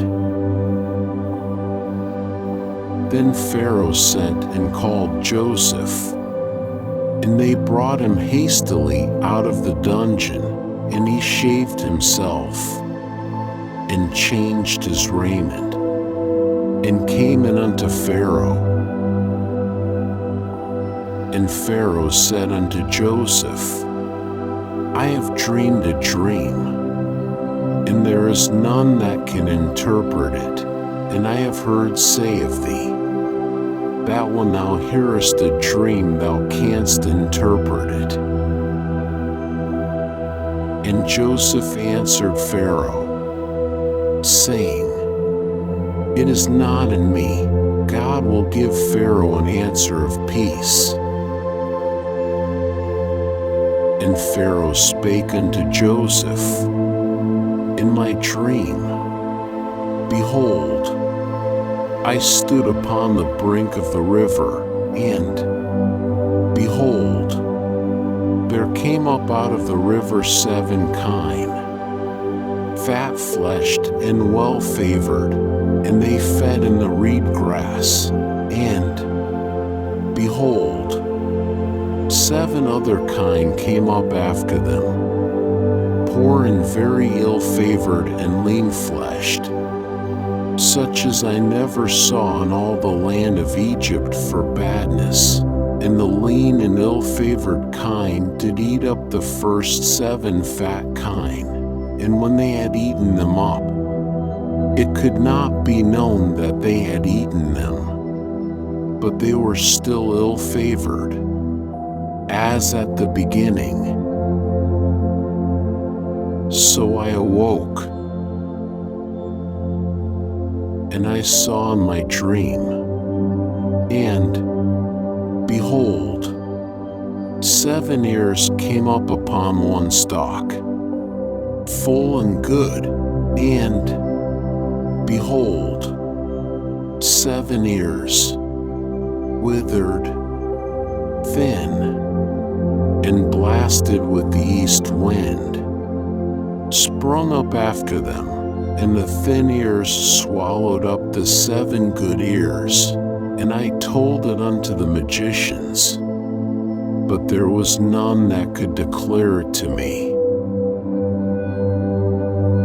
And Joseph said unto Pharaoh, The dream of Pharaoh is one. What God is about to do he hath declared unto Pharaoh.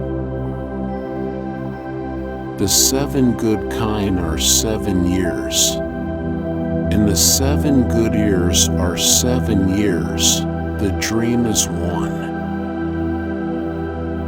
And the 7 lean and ill-favored kine that came up after them are 7 years. And also the 7 empty ears blasted with the east wind. They shall be 7 years of famine. That is the thing which I spake unto Pharaoh. what God is about to do he hath showed unto Pharaoh. Behold, there come 7 years of great plenty throughout all the land of Egypt, and there shall arise after them 7 years of famine. And all the plenty shall be forgotten in the land of Egypt, and the famine shall consume the land. And the plenty shall not be known in the land by reason of that famine which followeth, for it shall be very grievous. And for that the dream was doubled unto Pharaoh, it is because the thing is established by God, and God will shortly bring it to pass.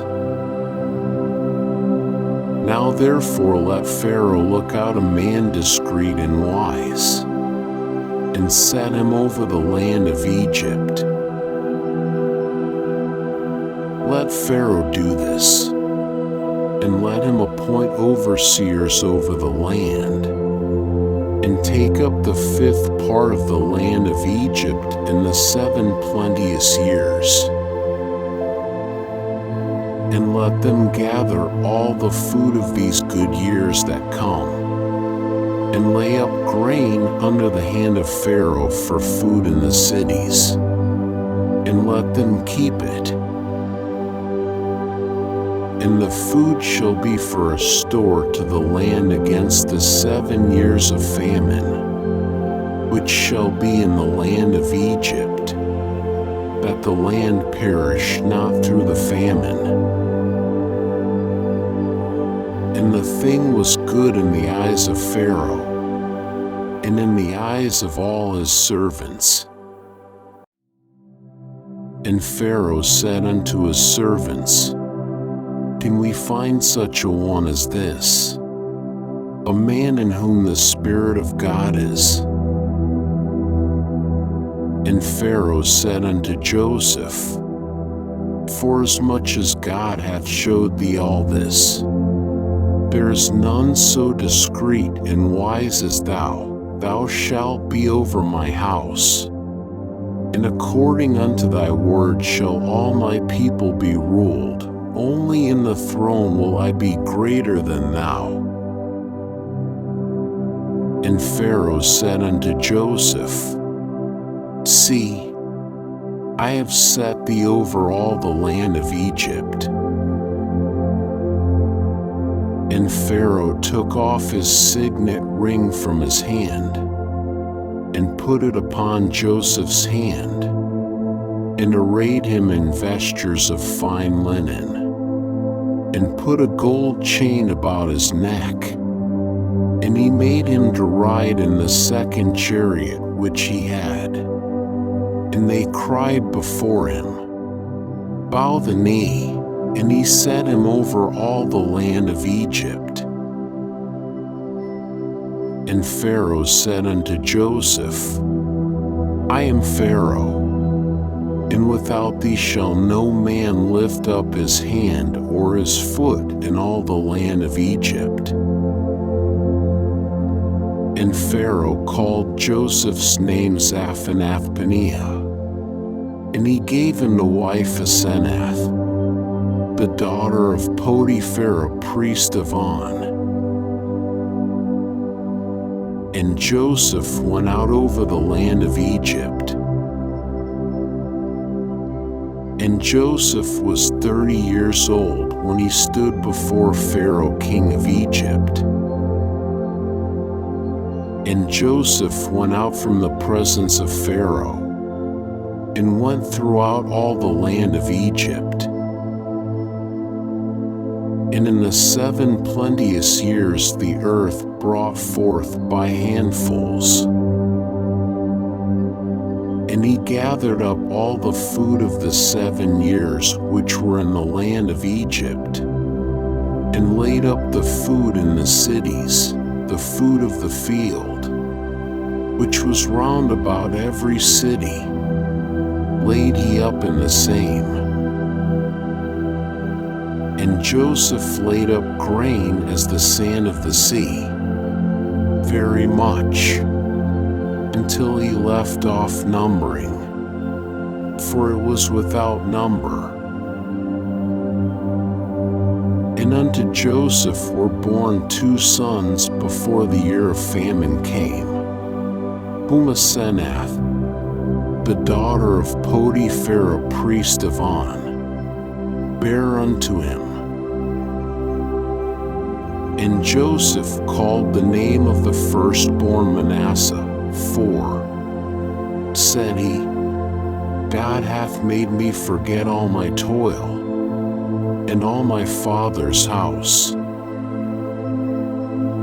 And the name of the second called he Ephraim, for God hath made me fruitful in the land of my affliction.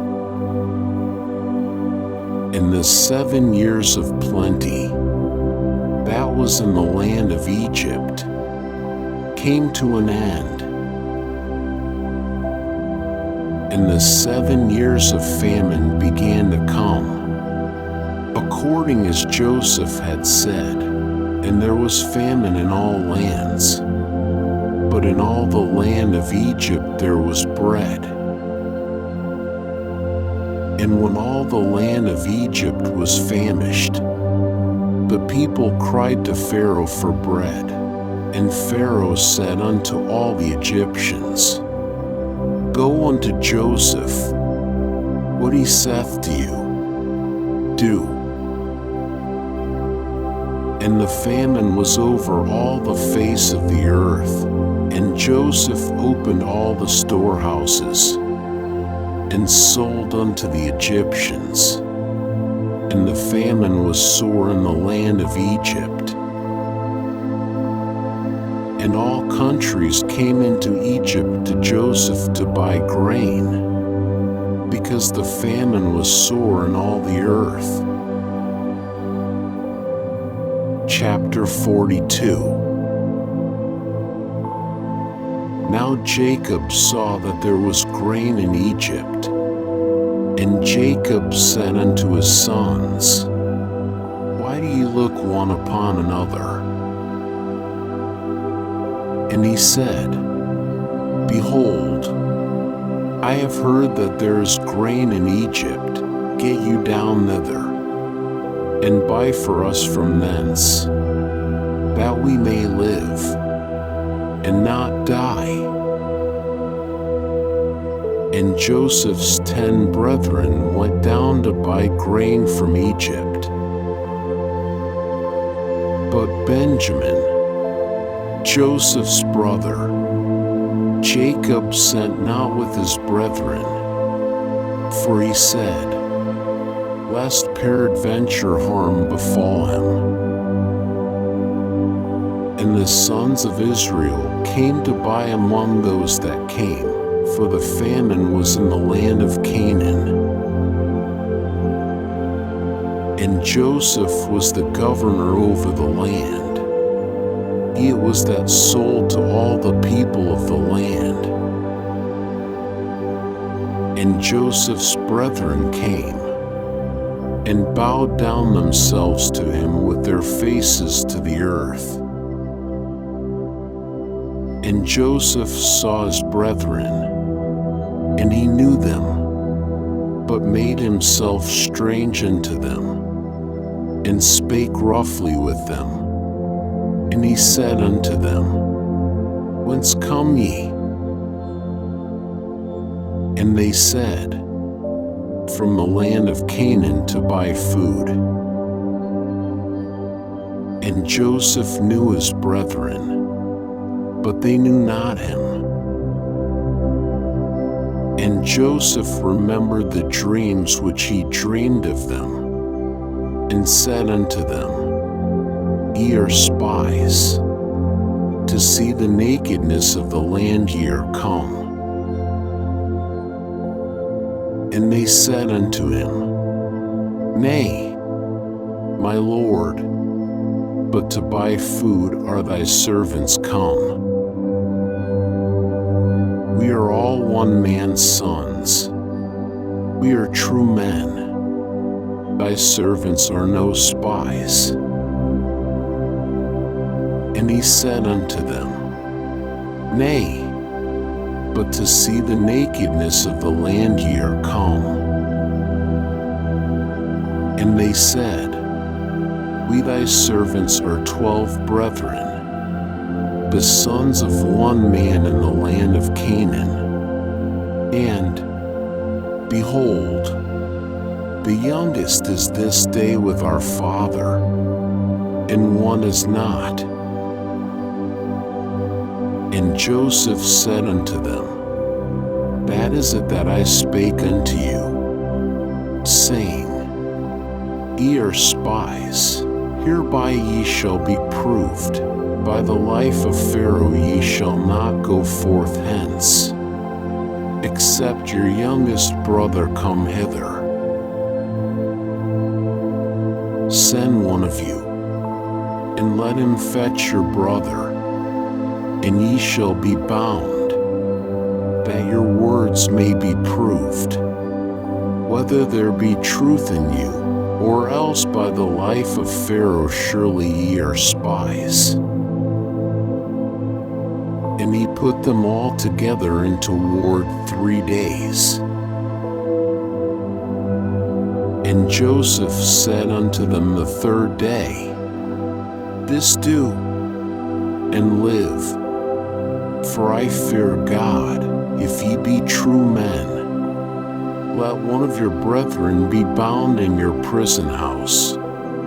But go ye, carry grain for the famine of your houses, and bring your youngest brother unto me. So shall your words be verified, and ye shall not die. And they did so. And they said one to another, We are verily guilty concerning our brother, and that we saw the distress of his soul, when he besought us, and we would not hear. Therefore is this distress come upon us. And Reuben answered them, saying, Spake I not unto you, saying, Do not sin against the child, and ye would not hear? Therefore also, behold, his blood is required. And they knew not that Joseph understood them, for there was an interpreter between them. And he turned himself about from them, and wept. And he returned to them, and spake to them, and took Simeon from among them, and bound him before their eyes. Then Joseph commanded to fill their vessels with grain, and to restore every man's money into his sack, and to give them provision for the way, and thus was it done unto them. And they laded their asses with their grain, and departed thence. And as one of them opened his sack to give his ass provender in the lodging place, he espied his money, and, behold, it was in the mouth of his sack. And he said unto his brethren, My money is restored, and, lo, it is even in my sack. And their heart failed them, and they turned trembling one to another, saying, What is this that God hath done unto us? And they came unto Jacob their father unto the land of Canaan, and told him all that had befallen them, saying, The man, the Lord of the land, spake roughly with us, and took us for spies of the country. And we said unto him, We are true men. We are no spies. We are 12 brethren, sons of our father. One is not, and the youngest is this day with our father in the land of Canaan. And the man, the Lord of the land, said unto us, Hereby shall I know that ye are true men. Leave one of your brethren with me, and take grain for the famine of your houses, and go your way, and bring your youngest brother unto me. Then shall I know that ye are no spies, but that ye are true men. So will I deliver you your brother, and ye shall traffic in the land. And it came to pass as they emptied their sacks, that, behold, every man's bundle of money was in his sack. And when they and their fathers saw their bundles of money, they were afraid. And Jacob their father said unto them, Me have ye bereaved of my children. Joseph is not, and Simeon is not, and ye will take Benjamin away. All these things are against me. And Reuben spake unto his father, saying, Slay my 2 sons. If I bring him not to thee, deliver him into my hand, and I will bring him to thee again. And he said, My son shall not go down with you, for his brother is dead, and he only is left, if harm befall him by the way in which ye go. Then will ye bring down my gray hairs with sorrow to Sheol. Chapter 43. And the famine was sore in the land. And it came to pass, when they had eaten up the grain which they had brought out of Egypt, their father said unto them, Go again, buy us a little food. And Judah spake unto him, saying, The man did solemnly protest unto us, saying, Ye shall not see my face, except your brother be with you. If thou wilt send our brother with us, we will go down and buy thee food. But if thou wilt not send him, we will not go down. For the man said unto us, Ye shall not see my face, except your brother be with you. And Israel said, Wherefore dealt ye so ill with me, as to tell the man whether ye had yet a brother?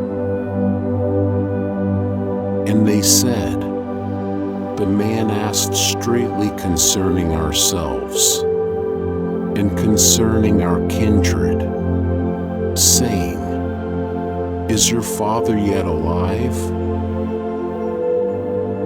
Have ye another brother?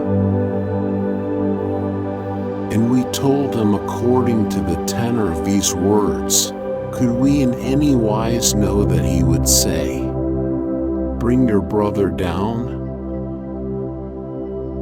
And Judah said unto Israel his father, Send the lad with me, and we will arise and go, that we may live, and not die, both we, and thou, and also our little ones. I will be surety for him. Of my hand shalt thou require him, if I bring him not unto thee, and set him before thee. Then let me bear the blame forever, for except we had lingered, surely we had now returned a second time. And their father Israel said unto them, If it be so now, do this, take of the choice fruits of the land in your vessels, and carry down the man a present, a little balm, and a little honey, spicery and myrrh, nuts and almonds, and take double money in your hand, and the money that was returned in the mouth of your sacks carry again in your hand. Peradventure it was an oversight, take also your brother, and arise. Go again unto the man, and God Almighty give you mercy before the man, that he may release unto you your other brother and Benjamin. And if I be bereaved of my children, I am bereaved. And the men took that present, and they took double money in their hand, and Benjamin, and rose up, and went down to Egypt, and stood before Joseph. And when Joseph saw Benjamin with them, he said to the steward of his house, Bring the men into the house, and slay, and make ready, for the men shall dine with me at noon. And the man did as Joseph bade, and the man brought the men to Joseph's house. And the men were afraid, because they were brought to Joseph's house. And they said, Because of the money that was returned in our sacks at the first time are we brought in, that he may seek occasion against us, and fall upon us, and take us for bondmen, and our asses. And they came near to the steward of Joseph's house, and they spake unto him at the door of the house, and said, O, my Lord, we came indeed down at the first time to buy food, and it came to pass, when we came to the lodging place, that we opened our sacks, and, behold, every man's money was in the mouth of his sack, our money in full weight, and we have brought it again in our hand. And other money have we brought down in our hand to buy food. We know not who put our money in our sacks. And he said, Peace be to you. Fear not, your God, and the God of your father, hath given you treasure in your sacks. I had your money. And he brought Simeon out unto them. And the man brought the men into Joseph's house, and gave them water, and they washed their feet, and he gave their asses provender. And they made ready the present against Joseph's coming at noon, for they heard that they should eat bread there. And when Joseph came home, they brought him the present which was in their hand into the house, and bowed down themselves to him to the earth. And he asked them of their welfare, and said, Is your father well, the old man of whom he spake? Is he yet alive? And they said, thy servant our father as well. He is yet alive. And they bowed the head and made obeisance. And he lifted up his eyes and saw Benjamin his brother, his mother's son, and said, Is this your youngest brother, of whom ye spake unto me? And he said, God be gracious unto thee, my son. And Joseph made haste, for his heart yearned over his brother, and he sought where to weep.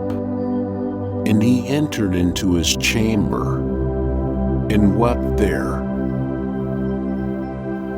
And he washed his face, and came out, and he refrained himself, and said, Set on bread.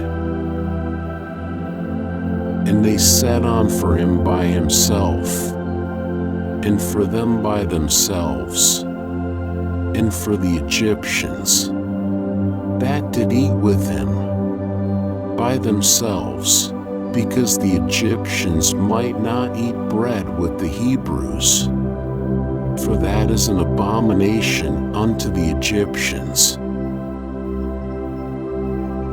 And they sat before him, the firstborn according to his birthright, and the youngest according to his youth, and the men marveled one with another. And he took and sent messes unto them from before him, but Benjamin's mess was 5 times so much as any of theirs. And they drank, and were merry with him. Chapter 44. And he commanded the steward of his house, saying, Fill the men's sacks with food, as much as they can carry, and put every man's money in his sack's mouth. And put my cup, the silver cup, in the sack's mouth of the youngest, and his grain money. And he did according to the word that Joseph had spoken. As soon as the morning was light, the men were sent away, they and their asses.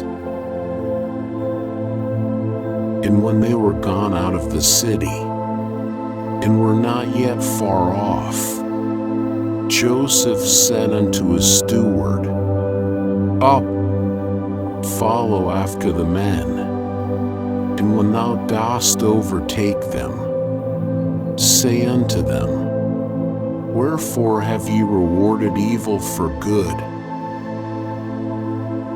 Is not this that in which my Lord drinketh, and whereby he indeed divineth? Ye have done evil in so doing. And he overtook them, and he spake unto them these words. And they said unto him, Wherefore speaketh my Lord such words as these? Far be it from thy servants that they should do such a thing. Behold, the money which we found in our sacks' mouths, we brought again unto thee out of the land of Canaan. How then should we steal out of thy Lord's house silver or gold? With whomsoever of thy servants it be found, let him die, and we also will be my Lord's bondmen. And he said, Now also let it be according unto your words.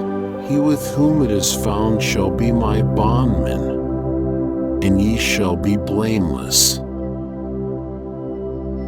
Then they hasted and took down every man his sack to the ground, and opened every man his sack. And he searched, and began at the eldest, and left off at the youngest, and the cup was found in Benjamin's sack. Then they rent their clothes, and laded every man his ass, and returned to the city. And Judah and his brethren came to Joseph's house, and he was yet there, and they fell before him on the ground. And Joseph said unto them, What deed is this that ye have done? Know ye not that such a man as I can indeed divine? And Judah said, What shall we say unto my Lord? What shall we speak? Or how shall we clear ourselves? God hath found out the iniquity of thy servants. Behold, we are my Lord's bondmen, both we, and he also in whose hand the cup is found. And he said, Far be it from me that I should do so, the man in whose hand the cup is found. He shall be my bondman. But as for you, get you up in peace unto your father. Then Judah came near unto him, and said, Oh, my Lord, let thy servant, I pray thee, speak a word in my Lord's ears, and let not thine anger burn against thy servant, for thou art even as Pharaoh. My Lord asked his servants, saying, Have ye a father, or a brother? And we said unto my Lord, We have a father, an old man, and a child of his old age, a little one, and his brother is dead, and he alone is left of his mother, and his father loveth him. And thou saidst unto thy servants, Bring him down unto me, that I may set mine eyes upon him. And we said unto my Lord, The lad cannot leave his father, for if he should leave his father would die. And thou saidst unto thy servants, Except your youngest brother come down with you, ye shall see my face no more. And it came to pass, when we came up unto thy servant my father, we told him the words of my Lord. And our father said, Go again, buy us a little food. And we said, We cannot go down, if our youngest brother be with us. Then will we go down, for we may not see the man's face, except our youngest brother be with us. And thy servant my father said unto us, Ye know that my wife bare me 2 sons, and the one went out from me. And I said, Surely he is torn in pieces, and I have not seen him since. And if ye take this one also from me, and harm befall him, you will bring down my gray hairs with sorrow to Sheol. Now therefore, when I come to thy servant my father, and the lad is not with us. Seeing that his life is bound up in the lad's life, it will come to pass, when he seeth that the lad is not with us, that he will die, and thy servants will bring down the gray hairs of thy servant our father with sorrow to Sheol. For thy servant became surety for the lad unto my father, saying, If I bring him not unto thee, then shall I bear the blame to my father forever. Now therefore, let thy servant, I pray thee, abide instead of the lad a bondman to my lord, and let the lad go up with his brethren. For how shall I go up to my father, if the lad be not with me? Lest I see the evil that shall come on my father. Chapter 45. Then Joseph could not refrain himself before all them that stood by him, and he cried, "'Cause every man to go out from me." And there stood no man with him, while Joseph made himself known unto his brethren. And he wept aloud, and the Egyptians heard, and the house of Pharaoh heard. And Joseph said unto his brethren, I am Joseph. Doth my father yet live? And his brethren could not answer him, for they were troubled at his presence. And Joseph said unto his brethren, Come near to me, I pray you. And they came near. And he said, I am Joseph your brother, whom ye sold into Egypt. And now be not grieved, nor angry with yourselves, that ye sold me hither, for God did send me before you to preserve life. For these 2 years hath the famine been in the land, and there are yet 5 years, in which there shall be neither plowing nor harvest.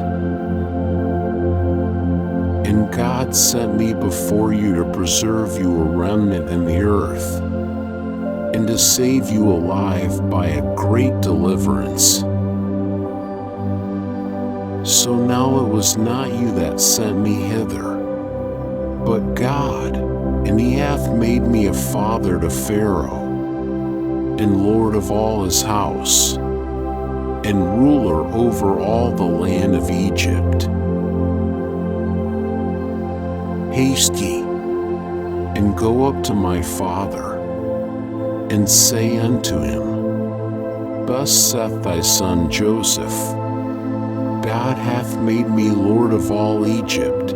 Come down unto me, tarry not, and thou shalt dwell in the land of Goshen, and thou shalt be near unto me, thou, and thy children, and thy children's children, and thy flocks, and thy herds, and all that thou hast, and there will I nourish thee. For there are yet 5 years of famine, lest thou come to poverty, thou, and thy household, and all that thou hast. And, behold, your eyes see, in the eyes of my brother Benjamin, that it is my mouth that speaketh unto you. And ye shall tell my father of all my glory in Egypt, and of all that ye have seen, and ye shall haste and bring down my father hither. And he fell upon his brother Benjamin's neck, and wept, and Benjamin wept upon his neck. And he kissed all his brethren, and wept upon them, and after that his brethren talked with him. And the report thereof was heard in Pharaoh's house, saying, Joseph's brethren are come, and it pleased Pharaoh well, and his servants. And Pharaoh said unto Joseph, Say unto thy brethren, This do ye, lade your beasts, and go, get you unto the land of Canaan, and take your father and your households, and come unto me, and I will give you the good of the land of Egypt, and ye shall eat the fat of the land. Now thou art commanded, This do ye, take you wagons out of the land of Egypt for your little ones, and for your wives, and bring your father, and come. Also regard not your stuff, for the good of all the land of Egypt is yours. And the sons of Israel did so, and Joseph gave them wagons, according to the commandment of Pharaoh, and gave them provision for the way.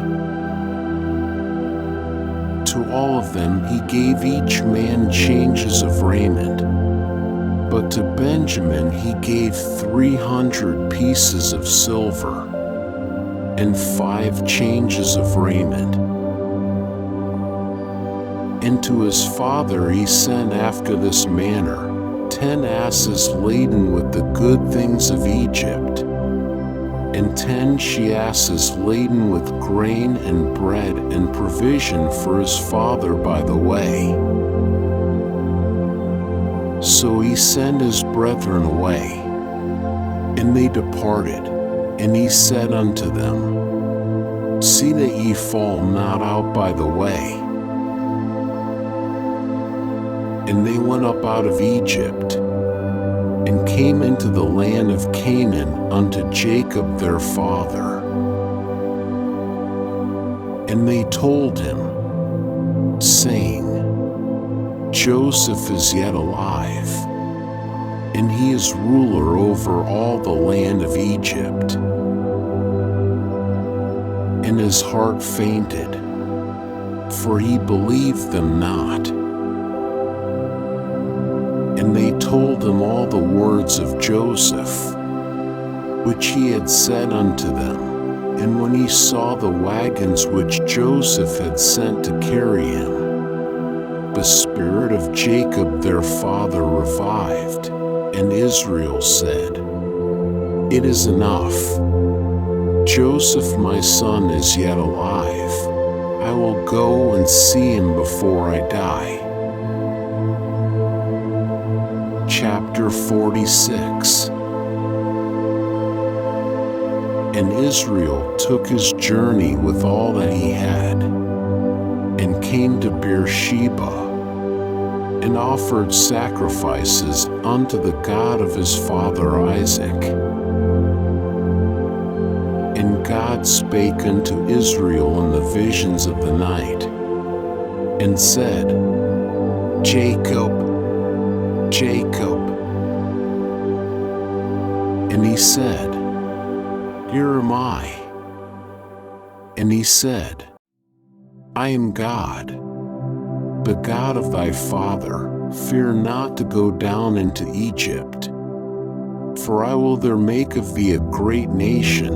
I will go down with thee into Egypt, and I will also surely bring thee up again. And Joseph shall put his hand upon thine eyes. And Jacob rose up from Beersheba, and the sons of Israel carried Jacob their father, and their little ones, and their wives, in the wagons which Pharaoh had sent to carry him. And they took their cattle, and their goods, which they had gotten in the land of Canaan, and came into Egypt. Jacob and all his seed with him, his sons, and his sons' sons with him, his daughters, and his sons' daughters, and all his seed brought he with him into Egypt. And these are the names of the children of Israel who came into Egypt: Jacob and his sons, Reuben, Jacob's firstborn. And the sons of Reuben, Hanok, and Palu, and Hezron, and Carmi. And the sons of Simeon, Jemuel, and Jamin, and Ohad, and Jachin, and Zohar, and Shaul the son of a Canaanitish woman. And the sons of Levi, Gershon, Kohath, and Merari. And the sons of Judah, and Onan, and Shelah, and Perez, and Zerah. But and Onan died in the land of Canaan. And the sons of Perez were Hezron and Hamel. And the sons of Issachar, Tola, and Puvah, and Iab, and Shimron. And the sons of Zebulun, Sered, and Elon, and Yaliel. These are the sons of Leah, whom she bare unto Jacob in Paddan Aram, with his daughter Dinah. All the souls of his sons and his daughters were 33. And the sons of Gad, Ziphion, and Haggi, Shuni, and Esben, Eri, and Arodi, and Areli. And the sons of Asher, Imnah, and Ishva, and Ishvi, and Beriah, and Sarah their sister. And the sons of Beriah, Heber, and Malchiel. These are the sons of Zilpah, whom Laban gave to Leah his daughter, and these she bare unto Jacob, even 16 souls. The sons of Rachel, Jacob's wife, Joseph and Benjamin. And unto Joseph in the land of Egypt were born Manasseh and Ephraim, whom Asenath, the daughter of Potiphar, a priest of On, bare unto him. And the sons of Benjamin, Bela, and Becher, and Ashbel, Gera, and Naaman, Ahi, and Rosh, Muppim, and Huppim, and Ard. These are the sons of Rachel, who were born to Jacob. All the souls were 14. And the sons of Dan, Hushim. And the sons of Naphtali, Jaziel, and Guni, and Jezer, and Shillem. these are the sons of Bilhah, whom Laban gave unto Rachel his daughter. And these she bare unto Jacob. All the souls were 7. All the souls that came with Jacob into Egypt, that came out of his loins, besides Jacob's sons' wives. All the souls were 66, and the sons of Joseph, who were born to him in Egypt, were 2 souls. All the souls of the house of Jacob that came into Egypt were 70. And he sent Judah before him unto Joseph, to show the way before him unto Goshen. And they came into the land of Goshen.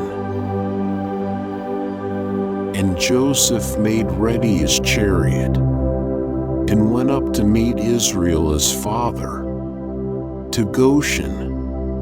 And he presented himself unto him, and fell on his neck, and wept on his neck a good while.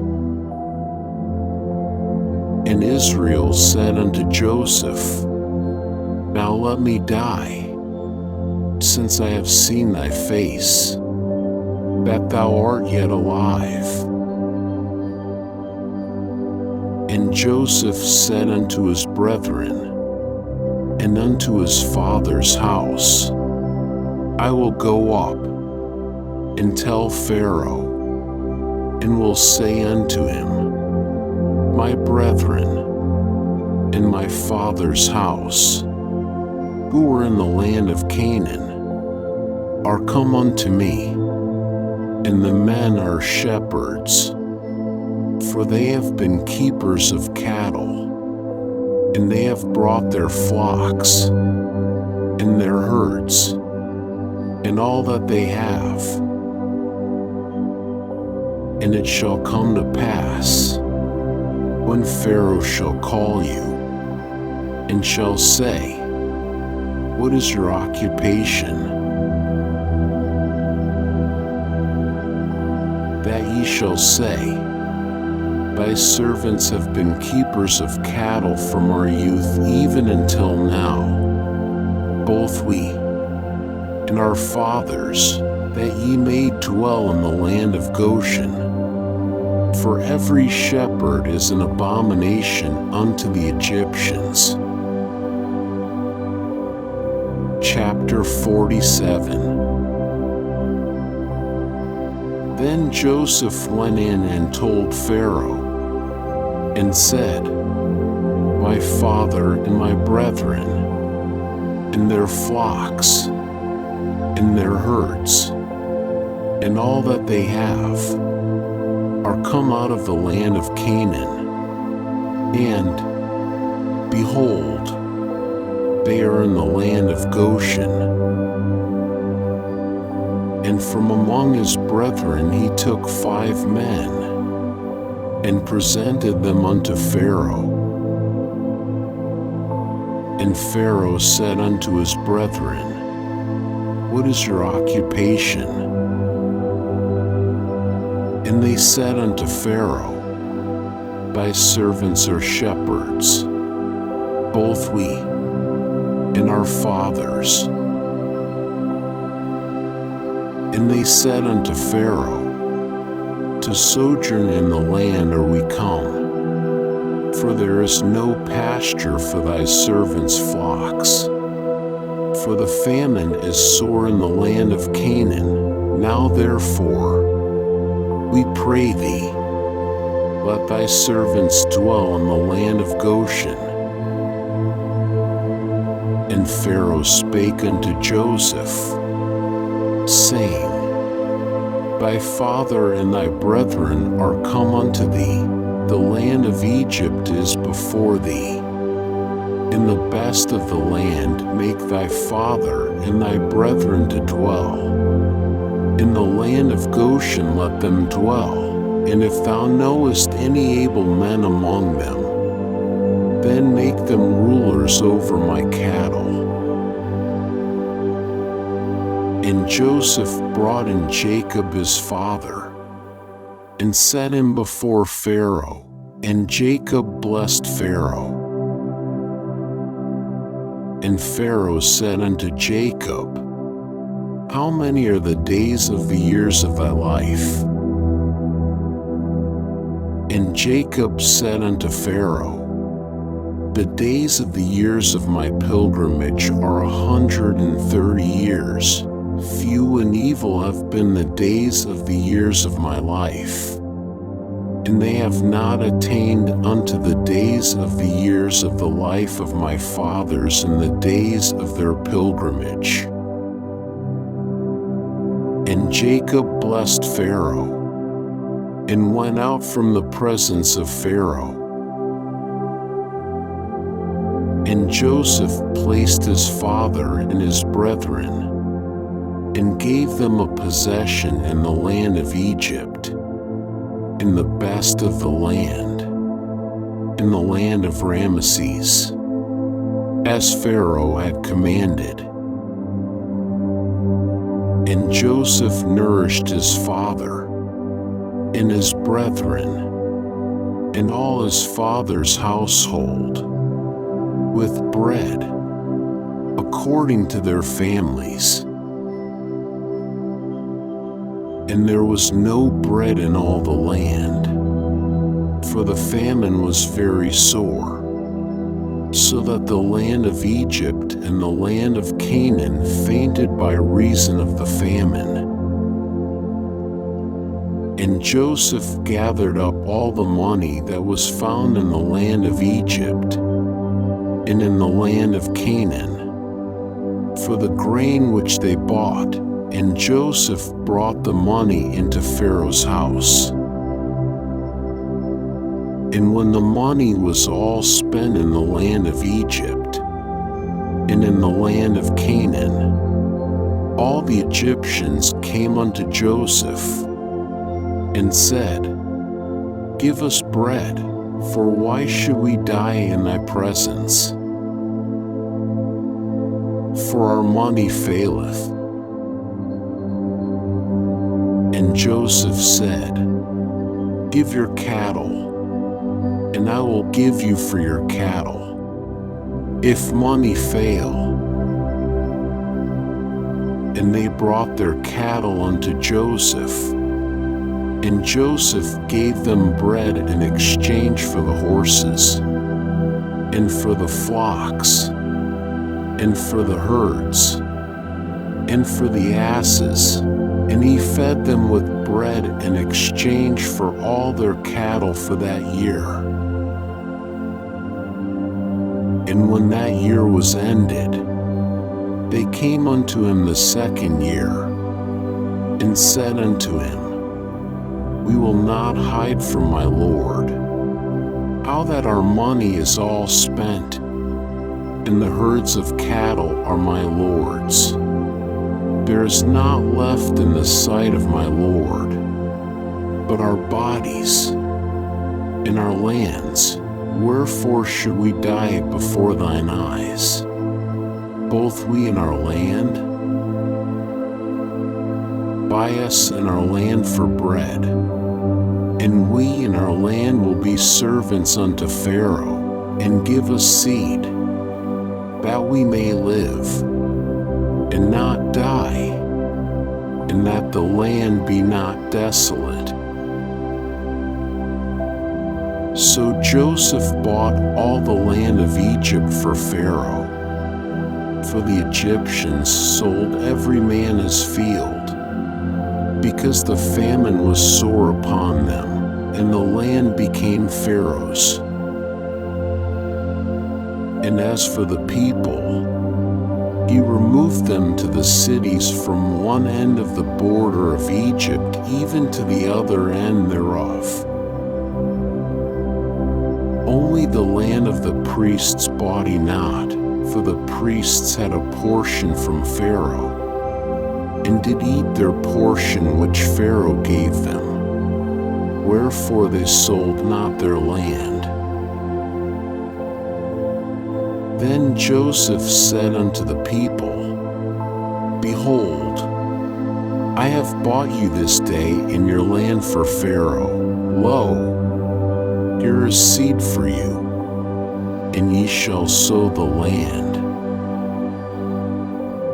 And it shall come to pass at the ingatherings, that ye shall give a fifth unto Pharaoh, and 4 parts shall be your own, for seed of the field, and for your food, and for them of your households, and for food for your little ones.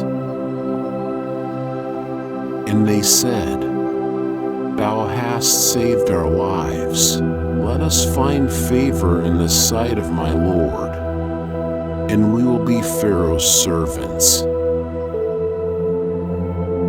And Joseph made it a statute concerning the land of Egypt unto this day, that Pharaoh should have the fifth. Only the land of the priests alone became not Pharaoh's. And Israel dwelt in the land of Egypt, in the land of Goshen, and they gat them possessions therein, and were fruitful, and multiplied exceedingly. And Jacob lived in the land of Egypt 17 years, so the days of Jacob, the years of his life, were 147 years.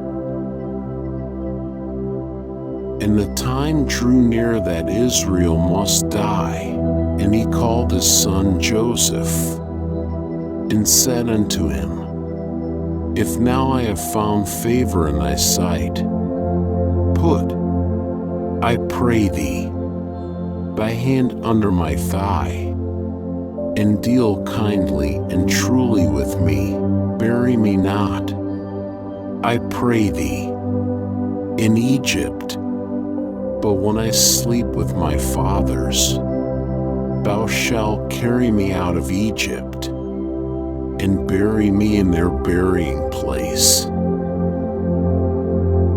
And he said, I will do as thou hast said. And he said, Swear unto me. And he sware unto him. And Israel bowed himself upon the bed's head. Chapter 48. And it came to pass after these things, that one said to Joseph, Behold, thy father is sick. And he took with him his 2 sons, Manasseh and Ephraim. And one told Jacob, and said, Behold, thy son Joseph cometh unto thee. And Israel strengthened himself, and sat upon the bed. And Jacob said unto Joseph, God Almighty appeared unto me at Luz in the land of Canaan, and blessed me, and said unto me, Behold, I will make thee fruitful, and multiply thee, and I will make of thee a company of peoples, and will give this land to thy seed after thee for an everlasting possession. And now thy 2 sons, who were born unto thee in the land of Egypt before I came unto thee into Egypt, are mine, Ephraim and Manasseh, even as Reuben and Simeon, shall be mine. And thy issue, that thou begettest after them, shall be thine. They shall be called after the name of their brethren in their inheritance.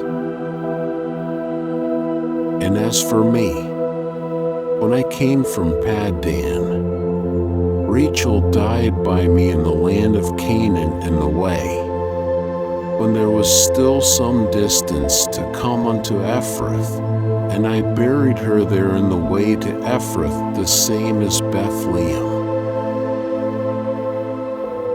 And Israel beheld Joseph's sons, and said, Who are these? And Joseph said unto his father, They are my sons, whom God hath given me here. And he said, Bring them, I pray thee, unto me, and I will bless them.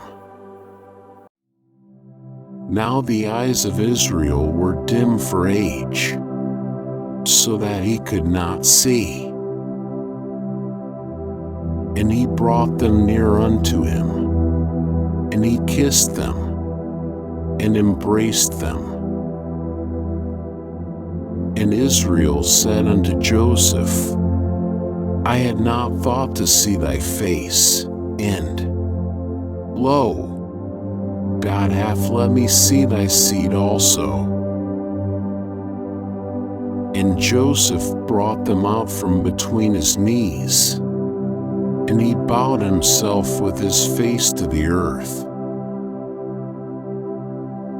And Joseph took them both, Ephraim in his right hand toward Israel's left hand, and Manasseh in his left hand toward Israel's right hand, and brought them near unto him. And Israel stretched out his right hand, and laid it upon Ephraim's head, who was the younger, and his left hand upon Manasseh's head, guiding his hands wittingly, for Manasseh was the firstborn.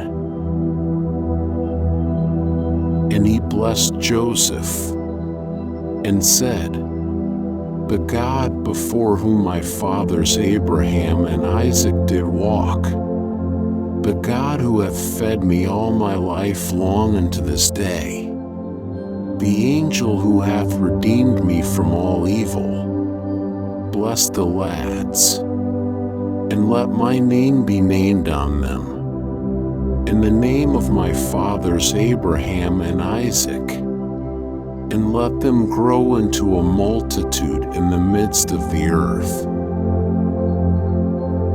And when Joseph saw that his father laid his right hand upon the head of Ephraim, it displeased him, and he held up his father's hand, to remove it from Ephraim's head unto Manasseh's head.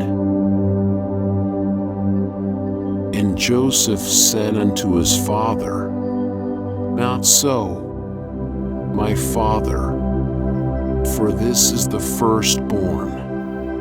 Put thy right hand upon his head. And his father refused, and said, I know it, my son, I know it.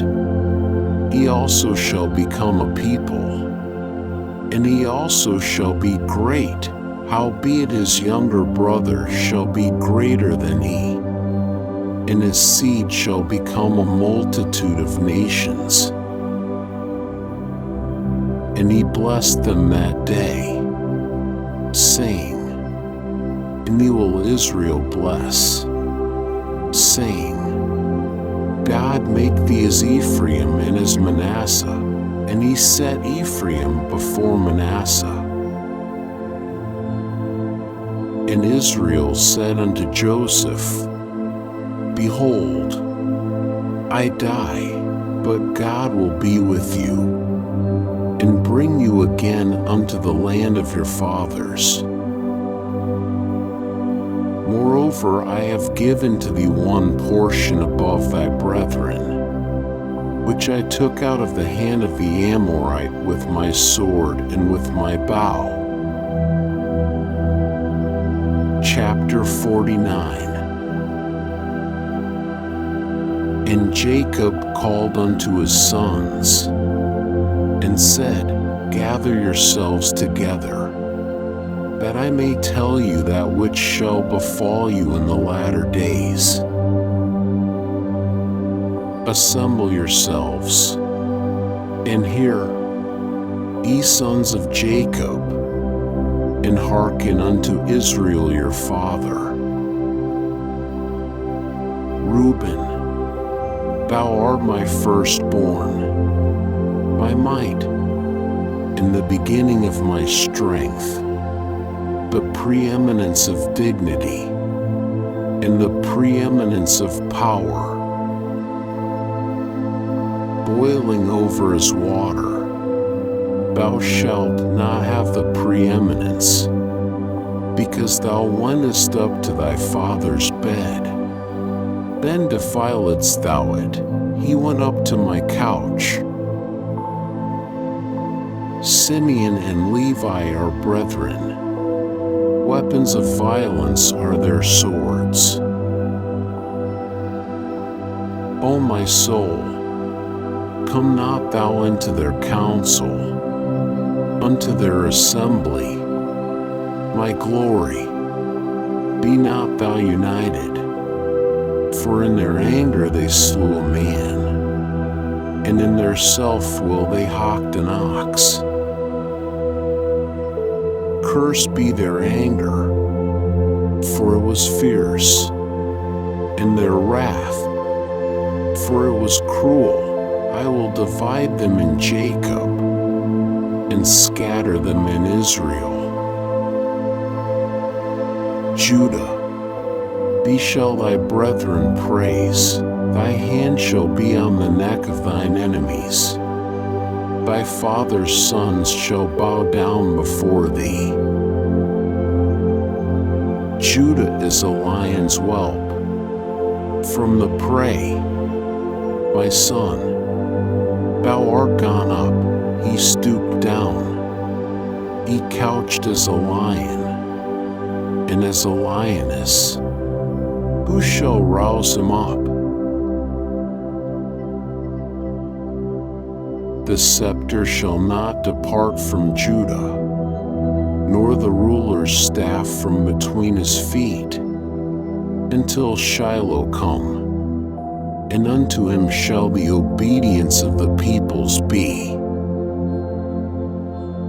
Binding his foal unto the vine, and his ass's colt unto the choice vine. He hath washed his garments in wine, and his vesture in the blood of grapes. His eyes shall be red with wine, and his teeth white with milk. Zebulun shall dwell at the haven of the sea, and he shall be for a haven of ships, and his border shall be upon Sidon. Issachar is a strong ass, couching down between the sheepfolds. And he saw a resting place that it was good, in the land that it was pleasant. And he bowed his shoulder to bear, and became a servant under taskwork. Dan shall judge his people, as one of the tribes of Israel. Dan shall be a serpent in the way, an adder in the path, that biteth the horse's heels, so that his rider falleth backward. I have waited for thy salvation, O Jehovah. Gad, a troop shall press upon him, but he shall press upon their heel. Out of Asher's bread shall be fat, and he shall yield royal dainties. Naphtali is a hind let loose, he giveth goodly words. Joseph is a fruitful bough, a fruitful bough by a fountain. His branches run over the wall. The archers have sorely grieved him, and shot at him, and persecuted him, but his bow abode in strength, and the arms of his hands were made strong. By the hands of the mighty one of Jacob, from thence is the shepherd, the stone of Israel, even by the God of thy father. Who shall help thee? And by the Almighty, who shall bless thee? With blessings of heaven above, blessings of the deep that coucheth beneath, blessings of the breasts, and of the womb, the blessings of thy father have prevailed above the blessings of my progenitors unto the utmost bound of the everlasting hills. They shall be on the head of Joseph, and on the crown of the head of him that was separate from his brethren. Benjamin is a wolf that raveneth. In the morning he shall devour the prey, and at even he shall divide the spoil.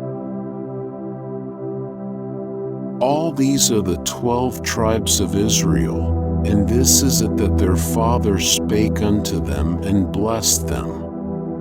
Every one according to his blessing he blessed them.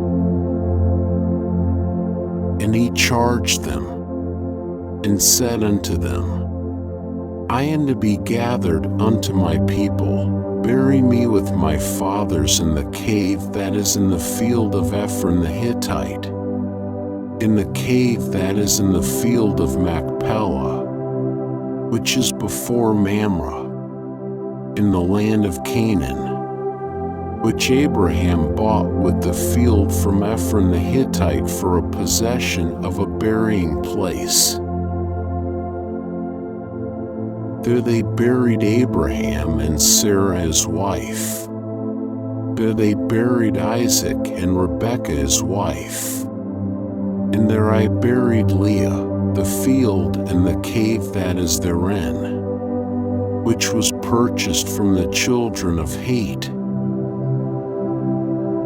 And when Jacob made an end of charging his sons, he gathered up his feet into the bed, and yielded up the ghost, and was gathered unto his people. Chapter 50. And Joseph fell upon his father's face, and wept upon him, and kissed him. And Joseph commanded his servants the physicians to embalm his father, and the physicians embalmed Israel. And 40 days were fulfilled for him, for so are fulfilled the days of embalming, and the Egyptians wept for him 70 days. And when the days of weeping for him were past, Joseph spake unto the house of Pharaoh, saying, If now I have found favor in your eyes, speak, I pray you, in the ears of Pharaoh, saying, My father made me swear, saying, Lo, I die, in my grave which I have digged for me in the land of Canaan, there shalt thou bury me. Now therefore let me go up, I pray thee, and bury my father, and I will come again. And Pharaoh said, Go up, and bury thy father, according as he made thee swear.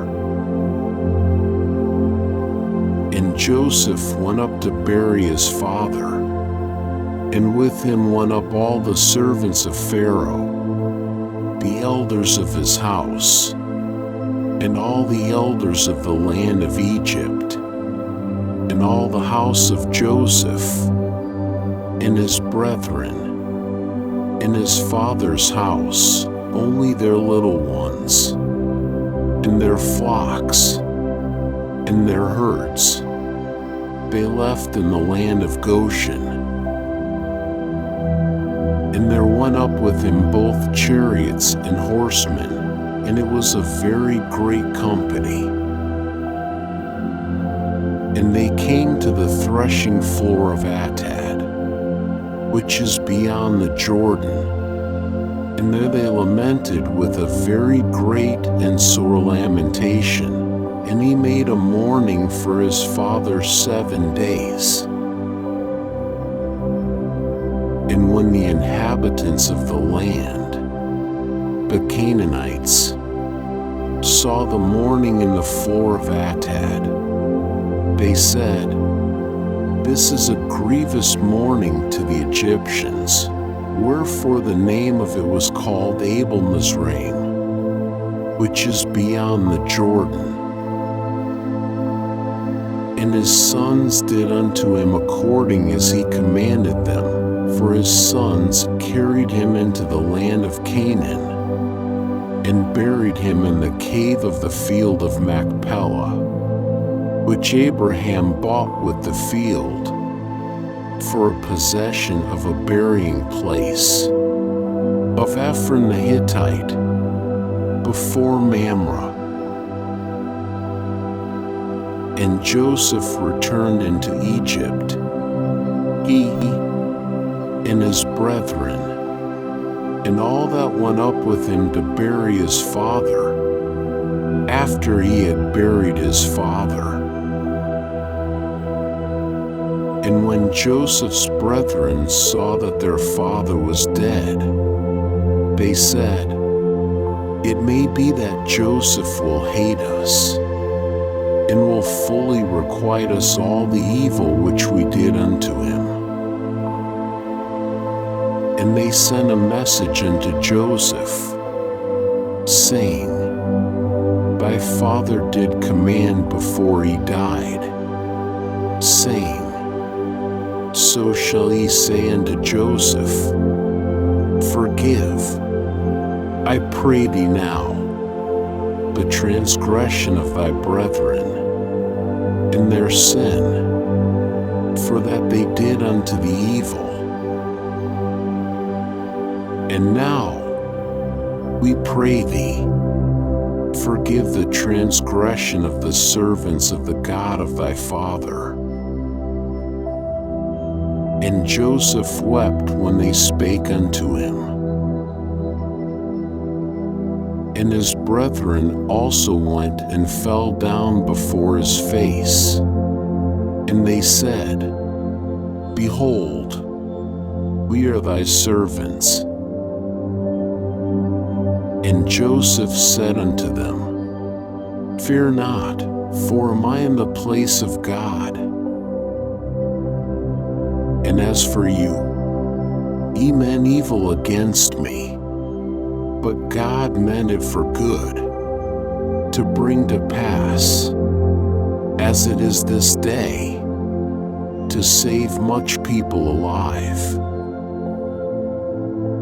Now therefore fear ye not, I will nourish you, and your little ones." And he comforted them, and spake kindly unto them. And Joseph dwelt in Egypt, he and his father's house, and Joseph lived 110 years. And Joseph saw Ephraim's children of the 3rd generation.